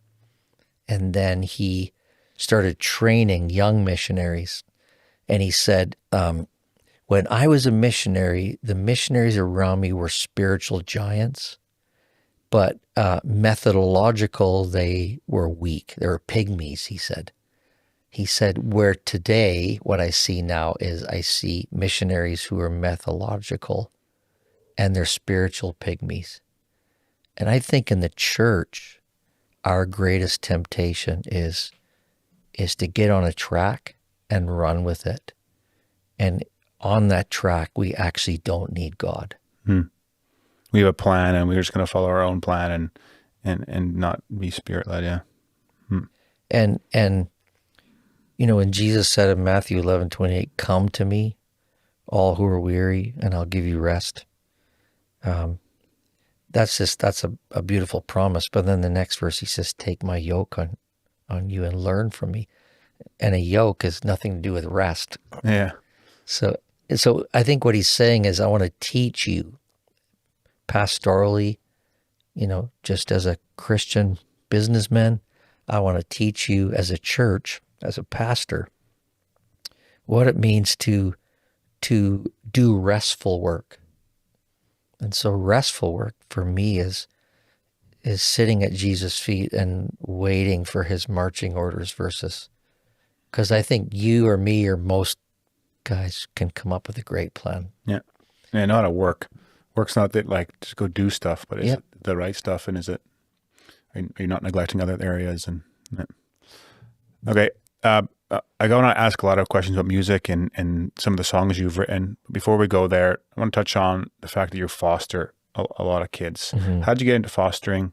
You're almost 60 now. You still have, I think, who's your youngest foster? 6-year-old. 6-year-old. That's a lot of people were or I have definitely thought is Pat crazy? Yeah. How did you get into fostering? Why do you do it? What have you learned through it? I think, so we had our first son was 18 and 20. And then we said, why don't we keep them close and because we were only having 2. So, and then we're like, man, I'll be 39 and they'll be out of the house. Because we were going to wait 5 or 6 years to have kids, but it was a oops. Yeah. Expo 86, baby. So, so we were going to have 2. We arrived to Toronto in that church, and we were telling everybody we're done. We're only having 2, but Sherry was pregnant while we were telling people that. Yeah. And then she often early on told me that she would love to adopt one day. And I was like, yeah, whatever. And so we have 3 kids, and we're, I don't know, Allie is probably 9 at this point. And I'm watching global news. I don't know if you remember Tony Parsons or not, but there was a guy who's the global 6 o'clock news guy watching Tony Parsons. Commercial comes on from Wendy's, and Dave, the founder of Wendy's, and they have it's fostering, I think, adopting. They have a foundation. And I remember looking at my wife. This is like our youngest now is 9. And I said to her, love, like, maybe we should adopt. And like, honestly, she was this wife that prayed and never nagged, but like projectile tears came out of her face. I think she'd been praying for years, and as most is ridiculous, but a Wendy's commercial that made me consider it. So we did all the paperwork, and then we heard of a little boy in Victoria. So we went to Victoria. He was 17 months. He was, the woman was a nurse who fostered him, and she'd fostered 42 babies from the hospital. And she said, out of all 42 babies I've had, he is the craziest. Like, I've never seen a kid this hyperactive. So then we met with the doctors and all that, and he had severe FAS and fetal alcohol syndrome. And so I got on the ferry going back from that, and I'm just like, I don't think we could do this. Like, I don't think I can handle this. And so I read a book, I think it was by Bruce Waltke, called Knowing and Finding the Will of God. And he had the ways that God speaks to us in his word and through others. And anyways, I really felt like the Lord was saying, it's tough, but I've called you to this. So we took him. He's 17 months old. And then we thought he's going to be like a single child. So maybe we should adopt one more. We never were going to foster. And so we adopted one more. And then it was Kayla, and she was 6 months when we adopted her, 6 months old. And then we put him in, we were homeschool initially, and then because my son Sam, who was very hyper, and my wife could not homeschool him, so we put him in the public school. And a principal at the public school knew I was a pastor, and she took my wife aside one day, and she goes, "Hey, is there anybody in your church, or you know of anybody that would take this boy in our school he's in my daughter's class, so grade 3, I think. He desperately needs a forever home. He's living in a group home right now." And so we pitched it to the church, and I had been reading a book by David Platt on the church called Radical Together. And he talked about that Brook Hills, the church he was at, where they brought a social worker in after he did a sermon out of James on orphans and widows. And so they were praying before they went out on stage, and he said to her, "What would be miraculous to take place today?" And she said, probably if like 1,000 people signed up to foster. And so they went out, David did his thing, she spoke for a bit, and then they called the church to it, and more than 1,000 people signed up to foster that day. And so I'm sitting at home, and I'm like, you're selfish. That's the only reason you don't want to do this. And so I said to my wife, "Love, I think we're supposed to take him. I think it's not someone in our church, it's us." So we said yes to taking him, and then we started doing some foster parent training, and we found out in the training that there was 23 babies going to be born that month, and they're putting ads on Craigslist to find foster people. And so I said, I think we should take a baby. So Sam is 23 now, and Kayla's 20, and Jaden, who lived with us from 9 years old till 12 and had reactive attachment disorder. Basically, loves no one, loves nothing, can't take anything from him, and almost single-handedly brought our house down in 3 years. And so we, as much as we had told him again and again that we were his forever home, he did everything in his power to make sure that wouldn't happen. We're still in good relationship with him, but he moved from, and he's living on his own now, but he moved from many homes. And so found out the baby had a brother in another home, so we took him. And then we have fostered, I don't know, probably 10 more that have, some have stayed for a couple of years, some have stayed for 6 months. And then we took a little boy off withdrawal from drugs when he was brand new, 6 weeks old, and he's been with us since then. Blaze, and he's we call him Crazy Blazy. He's hyper as all get out, but just a sweet boy. Yeah. And so I'm 59. I feel like over the many years, the thing that stands out to me constantly is where Jesus said, if you love your life in this world, you're going to lose it. But if you lose your life for my sake and the gospel, you'll find it. And to me, I used to say that fostering and adopting isn't for everybody. I think that's completely wrong. I think it's for everyone, not necessarily that everybody would foster or adopt, but the burden and the weight. I feel like churches as a whole don't know how to deal with not neurotypical children. And so I can tell you how many times if someone would come to us and say, hey, I just want to give you a date night. You guys go out. I got your kids. Everybody can play a part so that there wouldn't be the level of foster kids. But it's a hard life. It's hard. Every day is hard. Yeah, I mean, I want to talk about that. Like, even me, so I'm 33.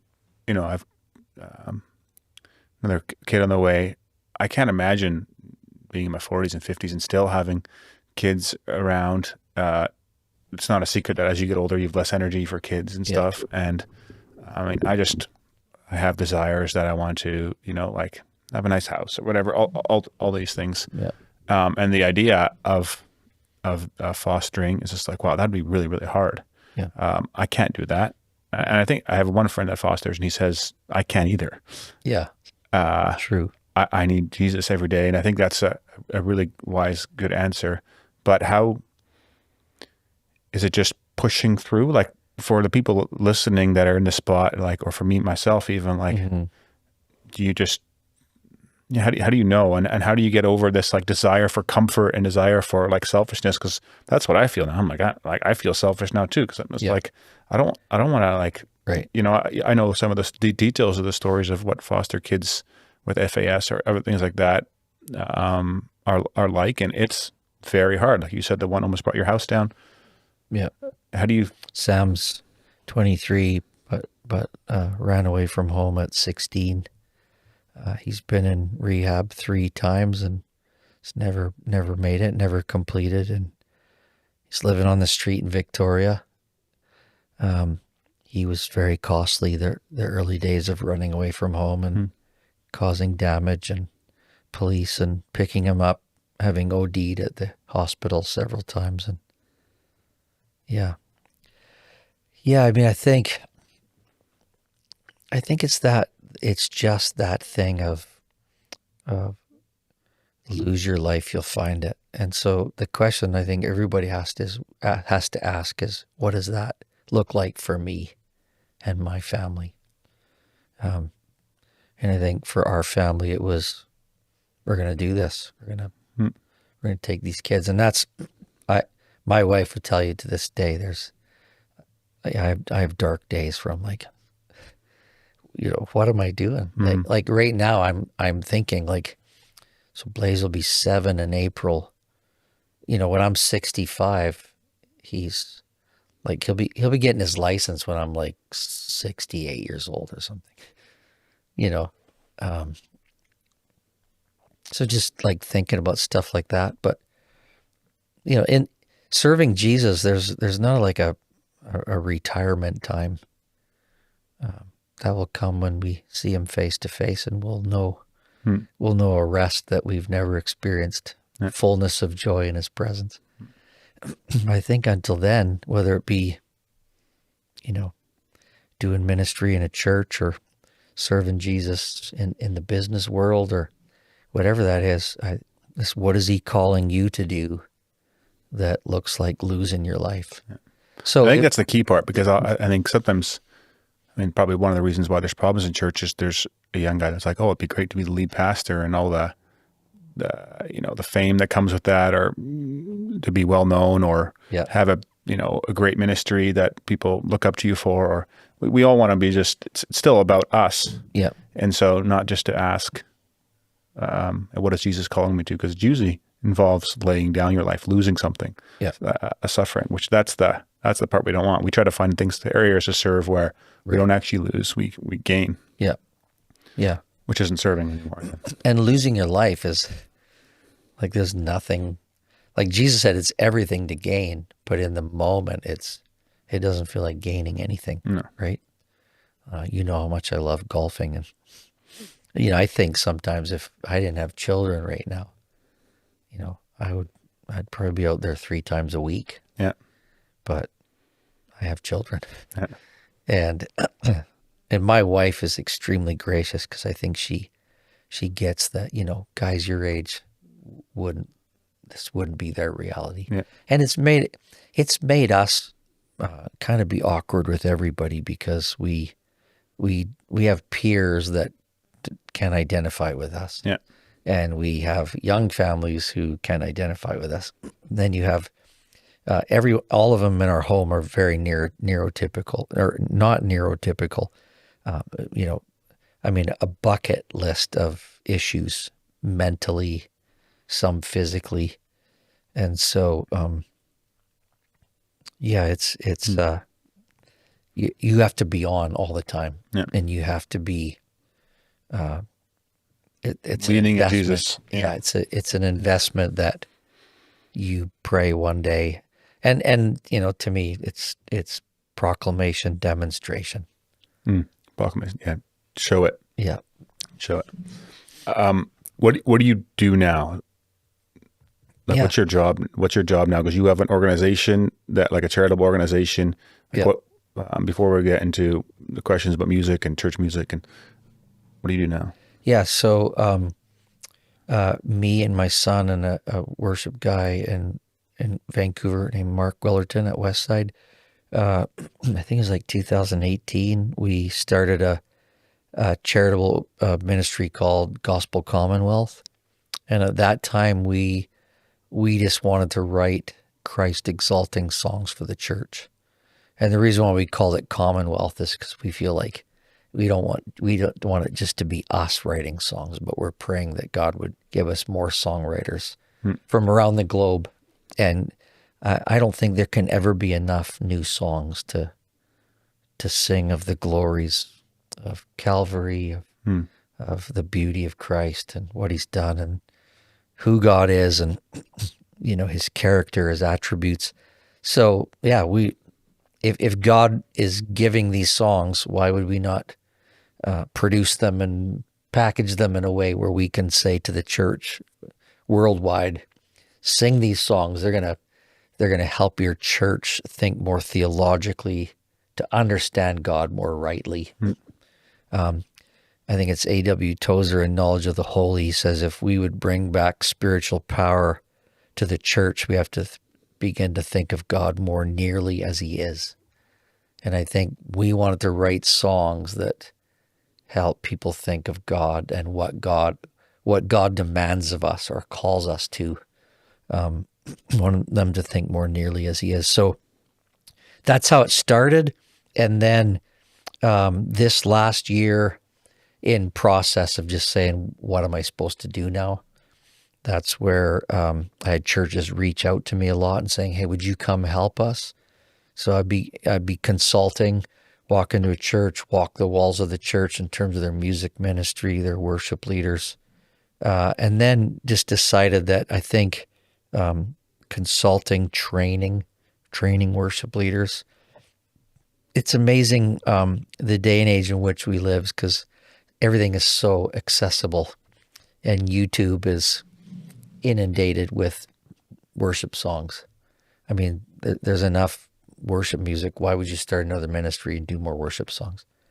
I don't think there'll ever be enough songs, but I think the danger of churches and worship ministries is we've thrown away our brain, and we just, it's like you're a lamb led to the slaughter. Your head's down and you're just going with the flow with everybody else. And so I think the desire to grab worship leaders and pull them out of that assembly line they're on and say, hey, like, God could actually speak to you, and you could actually think differently about how you structure your service, and the gospel could be more the front and center of what you do. And you don't have to just steal, borrow, and rip off everything that you see on YouTube. Yeah. You can actually come up with an arrangement yourself, and you can know God in a way that you, both in your proclamation and your demonstration, makes your team want to love Christ more and live for Christ more. So that's kind of what I started doing in 2024. And then the director's board at Gospel Commonwealth, I said, hey, if I could raise a salary, would you let me come on staff and that be my primary ministry, to write songs, do songwriter retreats. I do worship leader intensives. I'm going to do 2 this year where it's by invitation, but I'll take 14 worship leaders from across Canada. And it's like, putting your lips on a fire hydrant, and kind of 4 days of just intense. They get to lead worship, and they get to be given critique. And and the stories over and over again is like, it's one of the best things I've done in my ministry. So, and then I can do things where I go into churches, we call them weekenders, just work with a church or the worship team as a whole. So that's as of January this year, officially, I'm on full time. I'm a long ways from raising a salary. Okay. So still trusting God. Yeah. If you have any listeners out there that are I'll put a link in the description if guys want. Loaded and believe in what I'm doing. Or even if you're not loaded and you got $5. That's right. Yeah, somebody recently just gave $20, and I thought, that's amazing. Like, someone, watched, and I'm on social media. I don't do social media at all. My daughter does. Yeah. I struggle with social media and promoting myself, but my daughter, who is 32 and lives in Saskatoon, 2 of my grandchildren, said to me, Dad, it's just the way things happen, and so you need to let me help you. Yeah. So she does, and so sometimes she'll say, could you do a video about this, and send her the video, and I wonder about that, because once in a while I'll see him post it, and I'm like, Pat actually go on social media? Yeah. Nope, she's the brains behind it. I want to talk about your song, and your biggest song, Jesus Thank You. Let's read the words here. The mystery of the cross I cannot comprehend, the agonies of Calvary. You, the perfect Holy One, crushed your Son and drank the bitter cup reserved for me. And then the refrain, which I think is just awesome. Your blood has washed away my sin. Jesus, thank you. The Father's wrath completely satisfied. Jesus, thank you. Once your enemy and now seated at your table. Mm-hmm. How do you come up with a song like that? Yeah, I think it was, I had mentioned earlier just reading John Stott's book, The Cross of Christ, and, just meditating and soaking in the various aspects of redemption and what Christ did for us and what the cross means. And so it was, like, songs can come. I recently, on the latest EP that Gospel Commonwealth put out, a song, Jesus When We Gather, I began that song in like 2016. And, it was just recorded.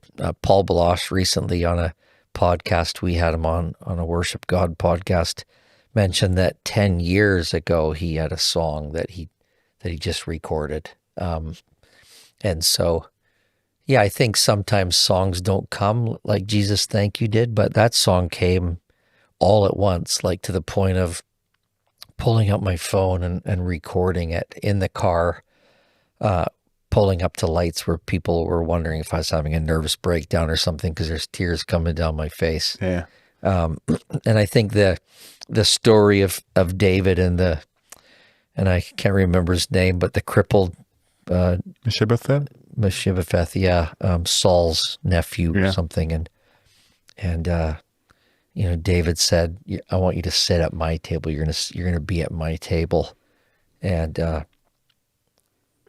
I just thought, like, thinking of the cross and what the cross has accomplished, and how because His blood has washed away all our sins, we are no longer strangers or aliens, or we're fellow citizens. We're children of God. We're loved by the Father. 1 John 3, behold what manner of love the Father has given to us, that we should be called children of God, and so we are. And so I was an enemy, deserving God's righteous holy wrath, but instead I get a position at the table. When a song like that, you write that, you're just being real. You're not really thinking much more about it than writing that song that day, but then it takes off. What's the experience of that?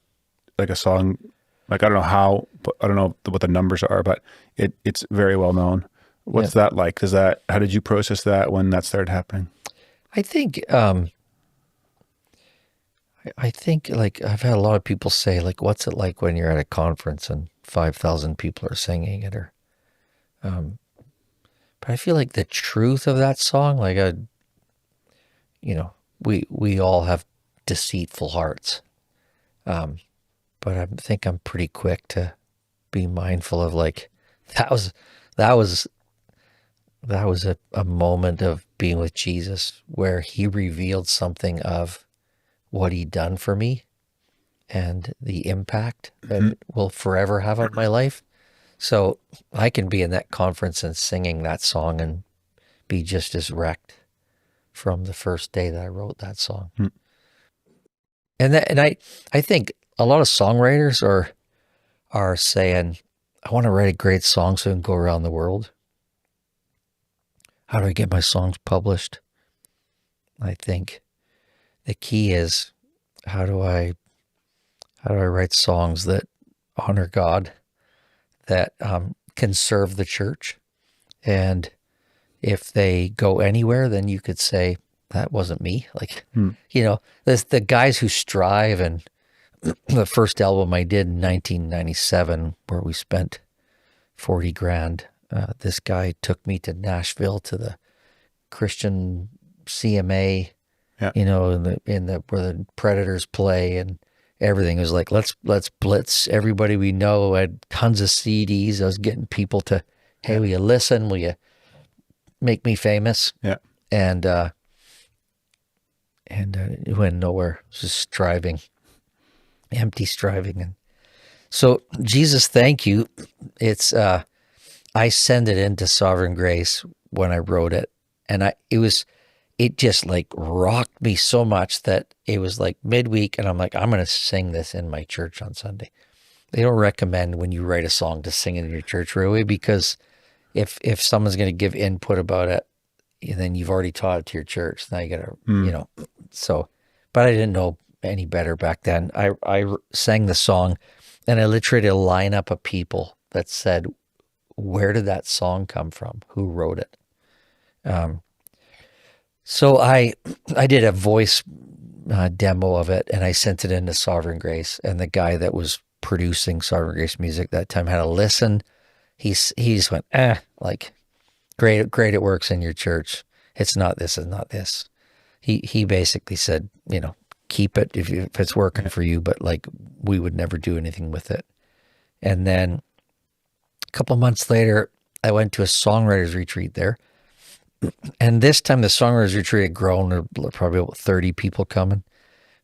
And Steve and Vicky and Mark and Bob are like the judges at American Idol.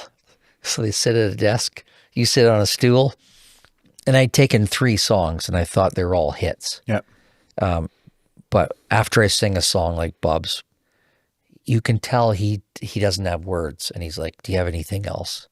So I sing the next song, and he says, "Do you have anything else?" Like, meaning, usually when Bob says, "Do you have anything else?" that means there's too much to fix in another song to even give you critique. So now I sing a third song. He's feeling really bad for me, and it's the same. He doesn't know what to say to me. So by this time, they usually, like, we never let guys do more than 3 songs, and he just says, "Pat, is that it, or do you have anything else?" I said, "Well, I sent a song in like 3 months ago, and Steve told me to basically file it and put it in the garbage." And so Bob said, "Just feeling bad for me, why don't you sing it?" And so Bob and Vicky Cook, they got tears coming down their face, and they're like, "Dude, this is a great song." and there's Steve, like Vicky's husband. I'm like, he just told me 3 months ago to throw it in the trash. So yeah, like, what was the chances? And it was almost like the 3 that I'd written, I thought were way better than Jesus, Thank You. And Jesus, Thank You, if it hadn't been heard at that time, I think it's way, way high in Sovereign Graces. At one time, it was top for years and years and years for their downloadable songs. Masters Seminary, the Shepherd's Conference last year, some pastor put his phone up, and Bob Coughlin was on the stage singing it. And this guy went on and said that this is an effeminate song, and it's effeminate worship. Anyways, he got like, I don't know, it was like 1.2 million. Like, everybody went psycho on this guy. You either was for him or very much against him. And it was like, I was reading the comments, it was actually very grievous just to think of the church and how we talk. Yeah. But in that, I don't know, I think the song's got 3.5 million views on YouTube, but it like shot through the roof, like, just from that event. So it was negative publicity, but it had a lot more people listening. Usually works. Listening to the song. Do you have a favorite song you've ever written? Yeah, I mean, or is that like picking a favorite child? Yeah, no, I think I wrote a song called "The Greatest of All," which is another song on the cross. The greatest of all transaction is, I use the word transaction in a song, the costliest purchase price. Father, your son's atoning death was given in payment for mine to buy me back from slavery, set me free from my chains. And then I took the old, I think it was Fannie J. Crosby, but made a new melody, redeemed how I love to proclaim it, redeemed by the blood of the Lamb, redeemed through his infinite mercy, his child forever am. That's a song that I think, looking back, it was like one of those moments. And then I wrote a song on the Valley of Vision. They did an album out of the Valley of Vision, and the last song on that album is "Who Made Me to Know You," and it's a Puritan prayer. Which Puritan? I don't remember this. I don't think they name the Puritans in that Valley Vision prayer book, do they? I don't think they do. That would be a Puritan thing to do. But it's called "Who Made Me to Know You," and it's, the prayer is, "I was no more worthy to receive you than was anyone else, and oh, that such a crown of grace would fit the head of such a vile sinner." And so it's a Trinitarian song. The chorus is, "Thank you, Father, for your Spirit's work in me, for opening my eyes to the Christ of Calvary. Jesus, you gave your life." So why are these your favorites? Like, what do you like? I think maybe it was just like, sometimes it's looking back and having the memory, or just realizing the presence of God. And it to me, it's almost like connecting dots, when it comes, and it comes from a place of overflow, because you've been there. Like Charles Spurgeon said, a text is like a bathtub. Preachers should soak in it before they preach it. And I think, It's a great quote. It can be a text or it can be a book. And when you soak in it, and then all of a sudden, lyrics come from that and a melody. And the crazy thing about songs is there's pastors out there and they're faithfully preaching the scriptures, and the stats are ridiculous. Like after day 3, they forget like 80% of your sermon within a week. If they can remember anything. But we can go through a heavy time in our life and songs remember and just think as far back as it is well with my soul, whatever. It's like, that's there. It's locked in, and there's something cool about that. Yeah. So what's the purpose of a worship leader? Like I came from a church where it was just a Psalter book. Some people are just a hymn book, no leader, whatever. Just like the pastor picks a couple Psalters you sing, and might be related to the sermon, might not be. I would say the majority of churches have a worship leader or a worship pastor. Like what's the point? Why does this matter? Like, I think often we think of music as in the church as just like filler, just so that it's not just a sermon and people aren't bored. Like what's the Well, I think, there's a lot of debate over that word worship leader. And I would say first and foremost, Jesus is our worship leader. And, you probably heard this prayed, but I hear it prayed a lot as pre-service prayer or whatever. And Father, would you just be with the worship team as they take us into the Holy of Holies? There's no worship guy or worship team that could ever take us into the Holy of Holies. Jesus did that once and for all. When that curtain was torn in two from top to bottom, he made a way. And whether you feel like it or whatever kind of day you're having, the veil is gone, right? On your worst day, you still have full access to the throne of grace. Your worst sin day. And so when people say pray that, it's like, no, please don't do that. I could never take you in, and nor could a good musical band. Only Jesus, and he did it once and for all. So do we do things where, like, this thing standing in the way because we're sin in our life or need to be confessed or whatever? Yes, but for sure, we have full access. So I think, what's the purpose of a worship? Yeah, I think worship leaders, we can hold them too high and have too big an emphasis on it. When I think of a worship pastor, there's lots of. Or maybe I should take it back. What's the point of worship? What's the point of singing in church? Like what worshiping? Like what's? I think over 500 verses in just the Psalms alone on singing, and I think there's something about what God does in regeneration that I've even heard like people say to me prior to being a Christian, I couldn't stand singing. And all of a sudden my heart, there's like a song that, in heaven around the throne, continuously there's a song being sung. And so I think why do we sing? We sing because it's a way that God's given us. It's a beautiful way that God has gifted us and given us so that we can use what he's given us to magnify him or exalt him in ways that when we gather as a church. And there's so many commands to do that. Yeah. And so Psalm 150, is it? So praise him with make a joyful noise to the Lord. Yeah. Oh, that's one. Yeah. What's Psalm 100? Psalm 150. I forget how it starts, but yeah. Yeah. Okay. So, what was I going to say? What instruments should be used in church? Like, does that matter? Some people are used to no instruments. Some people use only a piano or organs. All kinds of instruments have like a full-on concert. Like, what's the right way? Yeah. Well, it depends who you talk to.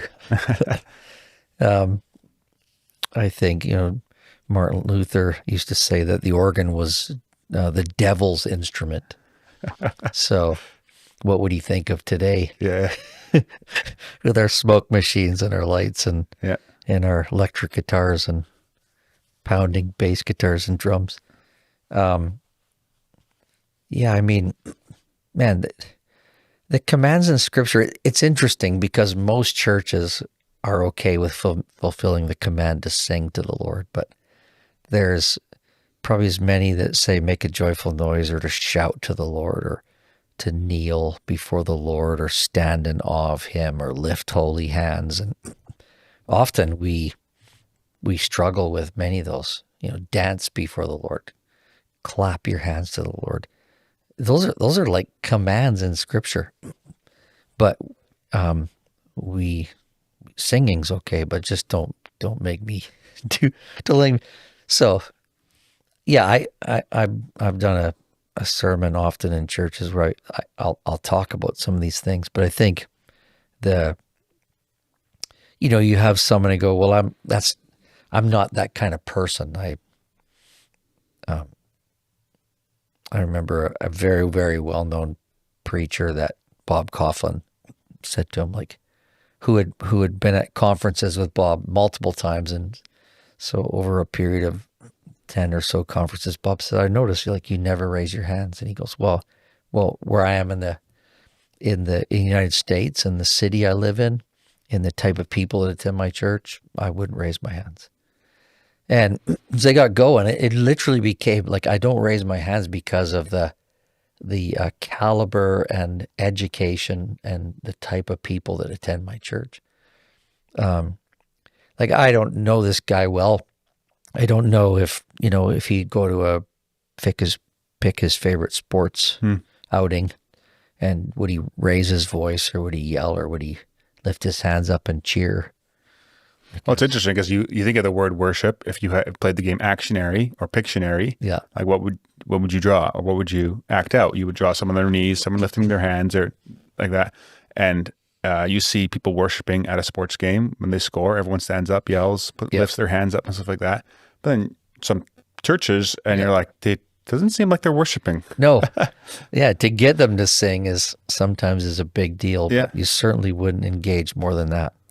And I just feel like that chapter 3 of Piper's book on desiring God is just so beautiful in connecting head and heart. And I think if our heart is disengaged and we sing truthful lyrics, it'd be like going to a hockey game and the Canucks, get 6 goals in a row and it's our team and we love them dearly, but we sit down in our seat when the rest of the place stands up and goes crazy. Yeah. What's happening is head and heart is connecting to make you get off your seat when the whole place does. Yes. And you're doing this and shouting and screaming. Yes. And so that reminds me of actually a Desiring God article. It says your desires don't lie. Right. Your desires, you can't lie, right? You can't fake your affections. Right. Or what you love or what you don't love. And often that's shown.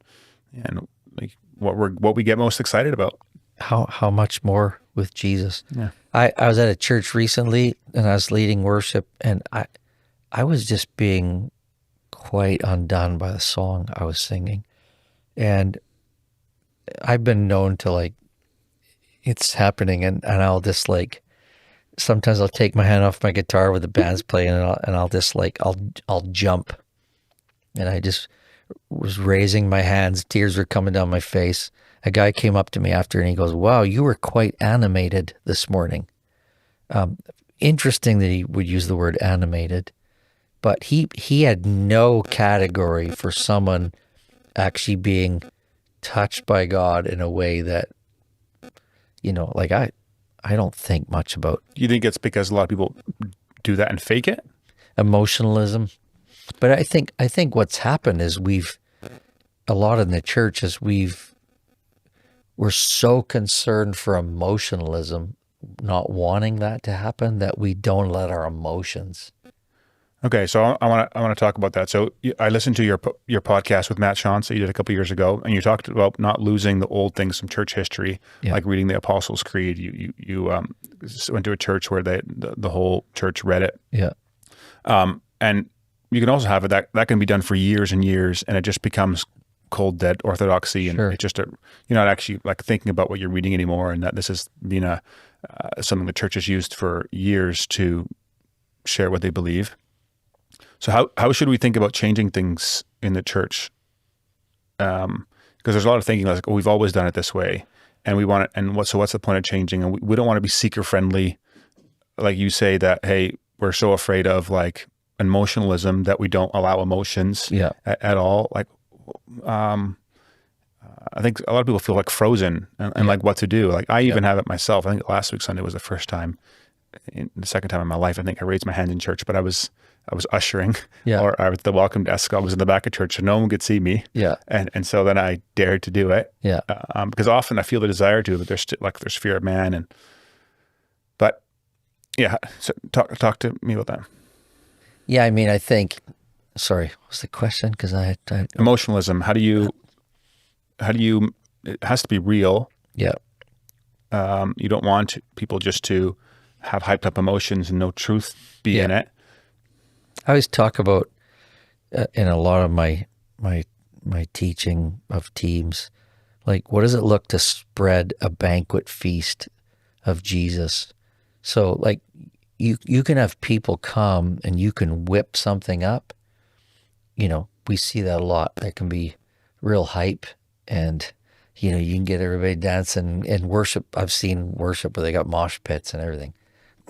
I don't really get that, but So some people would say, I don't get a guitar up front. I don't get good drums up front. I think that's like what you consider a mosh pit, like. Right. Yeah. Yeah. And I would say recently a guy came into our church, and it was him and another guy, and they were definitely from a very fundamentalist or something. And he followed me out to my car and just told me how terrible it was that we had drums, and couldn't you see that you were grieving the Spirit? And so yeah, it takes all kinds for sure. I think when we think of everything else, so what's secondary and what's primary is so key. So what's primary is we create a feast through the songs we sing, through the scriptures we read. You got people coming into your church that are far more aware of their sin and their struggle than they are aware of who Jesus is and what Jesus has done for them. They know who he is, but they forgot. Because what do? We're prone to wander, prone to leave the God we love. And 5 days, 6 days in just being out in the world and doing business and doing life, there's so many things that are just biting for our attention. And so much so sometimes that we drift and we wander. And so every Sunday I think, how can I, through the songs I'm singing, through the liturgy I'm doing, remind people of, can you see how big Jesus is? Can you see what he's done for you? It doesn't matter. I call it belly button gazing, where people come into church and it's super inward, and I can't sing, I can't worship because I know what I did last night, or I know what I did 3 days ago.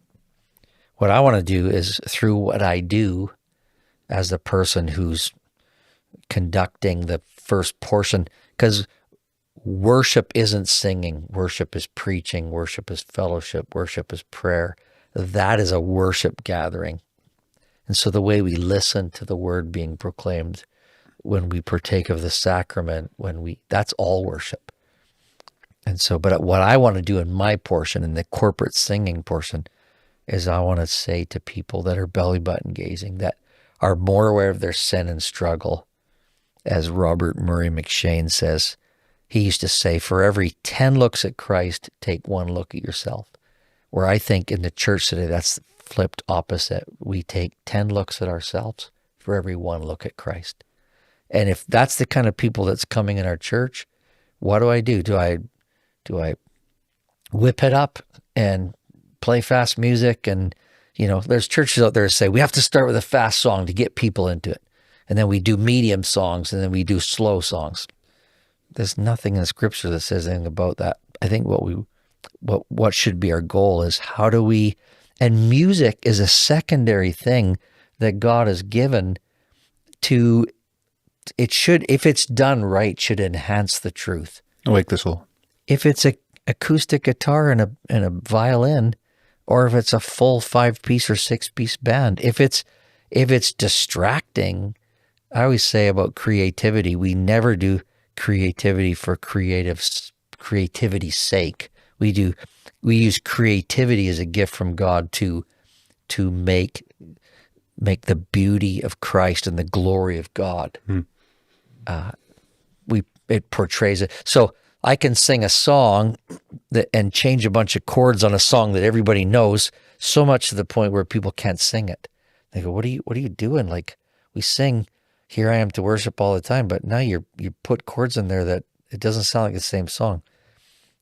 I think in everybody's desire to be next, latest, greatest, creative, we've done that. Where I think that's where we've lost the thought of Jesus being at the center, and he's the one we worship, and we're creating a feast for the church. Saying, yeah. And I guess too, when you say we don't want to be a distraction, I mean, culture comes into play with there too, right? Like, so I grew up with, there was only ever an organ in church, and I remember the first time going to a church where there was a band, and I judged hard. Yeah. I said, this isn't from God. This is bad. But culturally, it was just something I completely was not used to. Yeah. And I didn't read Psalm 150 very often. Right. And so I think that comes into play too. I think it's important to remember. Yeah. If you look at the history of time and music, Christians used to be at the forefront of the newest and latest music that was coming out. Yeah. They would be winning the Grammys. Yeah. Now we're very much secondary, I would say. Like, I have a buddy of mine that says, like, I don't listen to Christian music because the quality is just terrible compared to what's out there in the secular world. Yeah. Would you agree with that? How do you think about that? Do you think Christians should be thinking about, like, hey, how do we make better music? Because that is also just a skill. Yeah. Yeah. I think I do say often that I think often Christians throw away their brain, in the sense of we're bigger followers than we are people that are out front leading the way. Yeah. And I would say when it comes to creativity and stuff like that, it's just easier to, and maybe we've like not given people the space and time to rest and be with Jesus so that they can be creative. And so it's easier to go to YouTube and like, honestly, there's some great songs out there that all the churches are singing, but all I would say is, do you have to do it exactly like the YouTube video, or could you change it up a bit in a way that would like I've done songs like old hymns that you've done it again and again and again, and then I would just do something musically or something a bit different in the arrangement, and I've had people say, when I sang that song this morning, it was like a brand new song to me. Like, the truth of that song came alive. I think if we're going to use our brains and be creative, it should be for that reason. Yeah. And so, yeah. What do you think of Christian rap? Not very good at it. I was going to ask you to demonstrate, but. Yeah, I mean, I don't know. I don't know. These guys, there's some pretty good stuff out there where they're communicating real good theological truths. So I listen to the full range of music. I really enjoy Christian rap as well. And one of the reasons I really like it, because it's very direct and very blunt. Yeah. So they'll be very real about sin struggles, about God and stuff like that. And I find that in a lot of hymns, or more just standard evangelical songs, that it's really broad strokes. Yeah. And talking more about corporate us and stuff like not so real. But I really like the realness of rap. What do you think about that? Yeah, it's very raw. But if you think rap music, even secular rap music, it's same way. Yeah. It's like, it's almost offensive. But I feel like in Christian rap, they do that too, but it's the offense of the gospel. Yes. Which is kind of cool. Yeah. Yeah. And I haven't. There's a song by called "All Consuming Fire" by Shai Lane. Okay. Yeah. Shailline, I think it's spelled. Yeah. But yeah, just magnificent. Yeah. Just awesome. Yeah. But yeah. I don't think I could ever do it, but Yeah, I can't either. I respect those guys, and I think there's a place for it. They're reaching people too. Yeah. What about like big? We're a very secular culture. I think one of the ways you can reach. I know this happens a lot in Christian rap actually as well, where a lot of people are reached through the music that would ever have no interaction with Christianity. Yeah. There's a lot of Christian songs that will have really big words. It's not really in layman's terms, just like every day. Do you think about that when you write songs to be like, hey, I don't want to, use these big Christian like vocabulary words, but words that, someone that doesn't go to church at all can listen and enjoy this song and maybe be saved by it or changed by it? Yeah. I mean, I think one thing that Bob has always communicated about me is you write simplistic, profound songs, and meaning that, you don't have to have education to understand what I'm saying, but yet there's in the truth of what we're saying in the gospel, it is profound. And so, but yeah, you can use justification or predestination. You can use all kinds of words in there that's not helpful, I think. But then you can also, use stuff that I think everybody can identify with.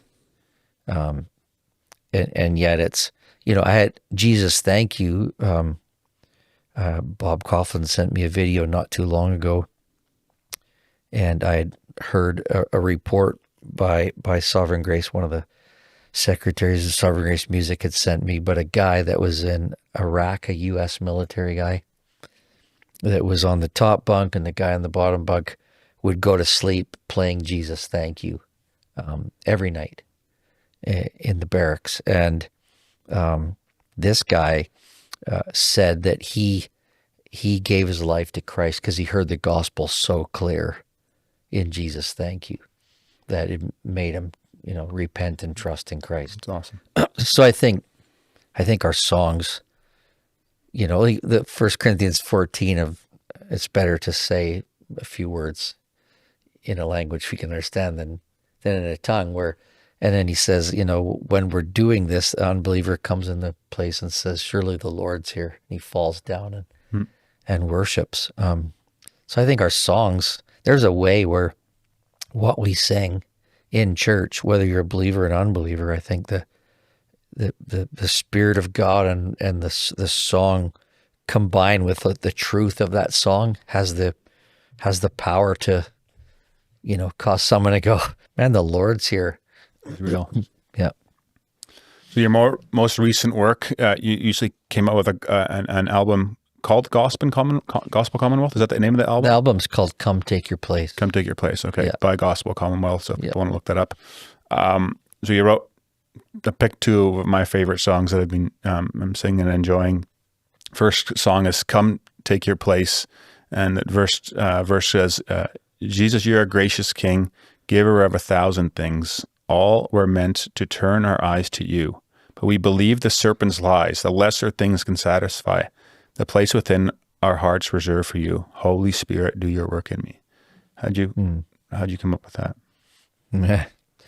That was from reading the Tozer quote, where he talks about in the beginning, God had created 1,000 gifts, and they were meant for our sustenance and delight. He said, and they were always meant to be external to the man. Inside the heart of man was a shrine where none but God could be, and outside of the man were 1,000 gifts. And he said, our woes began when God was pushed out of his rightful place and things were allowed to enter. And so that picture is a giver of 1,000 things, and they were actually all meant to draw my attention to him and create fresh affection for him. But instead, they pushed him out, and those things took place. And so the chorus is, come take your place on the throne of my heart. Jesus, dwell without rival, like all that other stuff. It's really a prayer. Let it stay out. And I just want you, nothing compares. There's no one more worthy. So you need to stay here, and everything else, good or bad. And there's a million good gifts out there. And what we do with good gifts is we worship them instead of letting them draw our attention to God and create fresh affection for him. Literally every gift he gives you, you should be slain in his presence and going, why would you bless me? And it should just inspire worship. But what we do sometimes is we wrap our hands around and we love him and we take him in here and we push him out. And so, yeah, that song is just calling out to Jesus, dwell. And then the bridge is the old Isaac Watts, "Were the whole realm of nature mine, that were an offering far too small, love so amazing, so divine." And that's kind of saying, in light of the fact that you love me and your love took you to the cross, there's, it demands my soul, my life, my all. And so I need you to reign on the inside of me, and everything else stay outside. But that was The Pursuit of God by A.W. Tozer from that book. Next song, "My Help Comes From." Yeah. Read the first verse here. "He calls to the weary, come home. He is your God. He is your helper. His promise is rest for your soul. Why do you fear? He is your shelter. The solid rock is underneath my feet, a very present help in time of need. I will lift my eyes to the Lord. I know my help comes from the maker of heaven and earth." Yeah. Were you weary when you wrote that? Was that what? Weary? Yeah, I mean, that song and "You Give Us Rest" on there was definitely a season of learning, what it looks like to let Jesus, to help us see him and to remove. Yeah, that's the only place our help comes from, and we literally are weary and we think we don't need his help. If we would lift up our eyes, and that's why when the writer of the book of Hebrews says, "Don't neglect meeting together." We don't realize that a means of grace that we are as brothers and sisters in Christ, and the need to, because we do grow weary and we need someone to help us lift our eyes and see that his promise is rest for our soul. And why are you downcast? Why are you carrying this stuff? You shouldn't be carrying it. Lift up your eyes and see. And so we do it on Sunday. We do it in community groups. We do it when we see each other for coffee. And that should just be the natural outflow, encouraging one another to find our rest in Jesus. Yeah. Thank you for sharing that. Really appreciate you having you on today and having this conversation. It's there's just so much to learn and so much awesomeness in it. But before we close out, you've gone through a lot of suffering and come out to the other side. I think there's a lot of people suffering and hurting in this world, including a lot of people listening. There's a lot of people listening that know Jesus, but their hearts are cold. There's a lot of people that I know listen that don't know him. Can you explain the gospel and close us out in prayer? Yeah. Well, I think from the beginning, that the aspect of we were created for God, to be in relationship with God and to know him, as Adam and Eve walked in the garden with him, commune with him. Everything was given for their delight. And I think, as Tozer said, our woes began when he was pushed out. And I think in some ways what we did, what Adam and Eve did, and had we been there, all of mankind would have done the same thing. But we took the crown off his head and said, we know better. And I think in the moment we did that, we've kind of said, look, I'm going to be my own Savior, my own Lord, my own Master. And you have nothing to contribute or help me with. And It's really only when we come to the place, and sometimes we have to come to the end of ourselves, where we say, Jesus, you're the only one who should wear the crown. And so I'm going to take that crown off my head. I'm going to say I'm no longer going to place my trust in what I do or how hard I work or what people think of me or how much education I got or how gifted I am. I'm gonna place that crown on you, and you're gonna be Lord and Master the way it was meant to be from the beginning. If God is creator and he created you, the question is, why did he create you? And I believe he created you and he created me and he created those that are watching today for one reason, that we would know him and walk with him and love him and look to him as our King and our Savior and our Lord. And so when we say, okay, we're no longer going to be in charge and the boss, we want you to be our King. We want you to tell us, give us our marching orders and lead us and guide us. Then we can know of a surety that he holds our life in his hands. Jesus came because of our brokenness, because we shook our fist at God and said, we know better.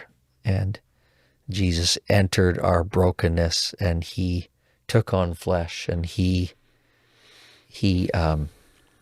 went to the cross and gave his life for us so that we would never have to experience God's judgment or God's wrath. And which is it's a real historical thing too. Like often I've heard that my whole life, and I was just like, it was just an abstract thing. But recently learning more about just on the apologetic side of that, like, no, this was a historical, real man that there's proof for outside the Bible, right, that he really rose from the dead and walked this earth. And I'd say for the Christian is just going through it. I mean, Paul in Ephesians 3 talks about that prayer he prays where he said, that they would know the love of Christ, and that word know there is experience the love of Christ. And I feel in my last, I would say 2022, 23 were definitely the darkest years of my life. And I would say that, just crazy to me, but I would say that that those also were the years where I felt like some of the first times I could say I really experienced the love of Christ. Because when you're hanging by a thread and there's nothing else, and there's when Paul says in Romans 8, what's going to separate me from the love of Christ? Some people, I think that means, well, I'll grip on and death won't separate me, life, sickness, nothing will separate me. But that has nothing to do with you holding tighter. It has everything to do with the one who awakened your dead heart, that loves you, and he wants you to experience that love so that when you go through 2 years of the darkest season of your life, he becomes sweeter, and you realize that so many times I had no grip. And it was his love that said, you'll never be separated from me. Reminds me of the hymn, He Will Hold Me Fast. He holds on to us. Yep. We don't hold on to him. And that's our hope. Yep. Want to close in prayer? Yeah. Thanks for having me. You bet. Yeah, Father, thank you for this time. And I love telling my story because every time I do, I'm reminded of just your faithfulness and your goodness in the past and just today in the present. And it's a wondrous love that won't let us go on our best days and on our worst days. Jesus, you,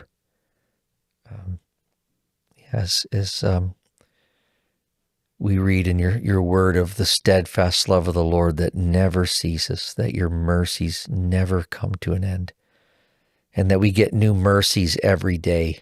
And so I pray for some that may be listening and tuning in, watching, and they're going through a rough patch right now. I pray that they would know that whatever they're going to go through today or tomorrow or in 6 months from now, every day they wake up with a new dose of new mercies. And so, that steadfast love never ceases. And so what hope we have to persevere, knowing that Jesus one day will see you face to face. So strengthen us to continue to run the race, to fix our eyes on you, the author and the perfecter of our faith.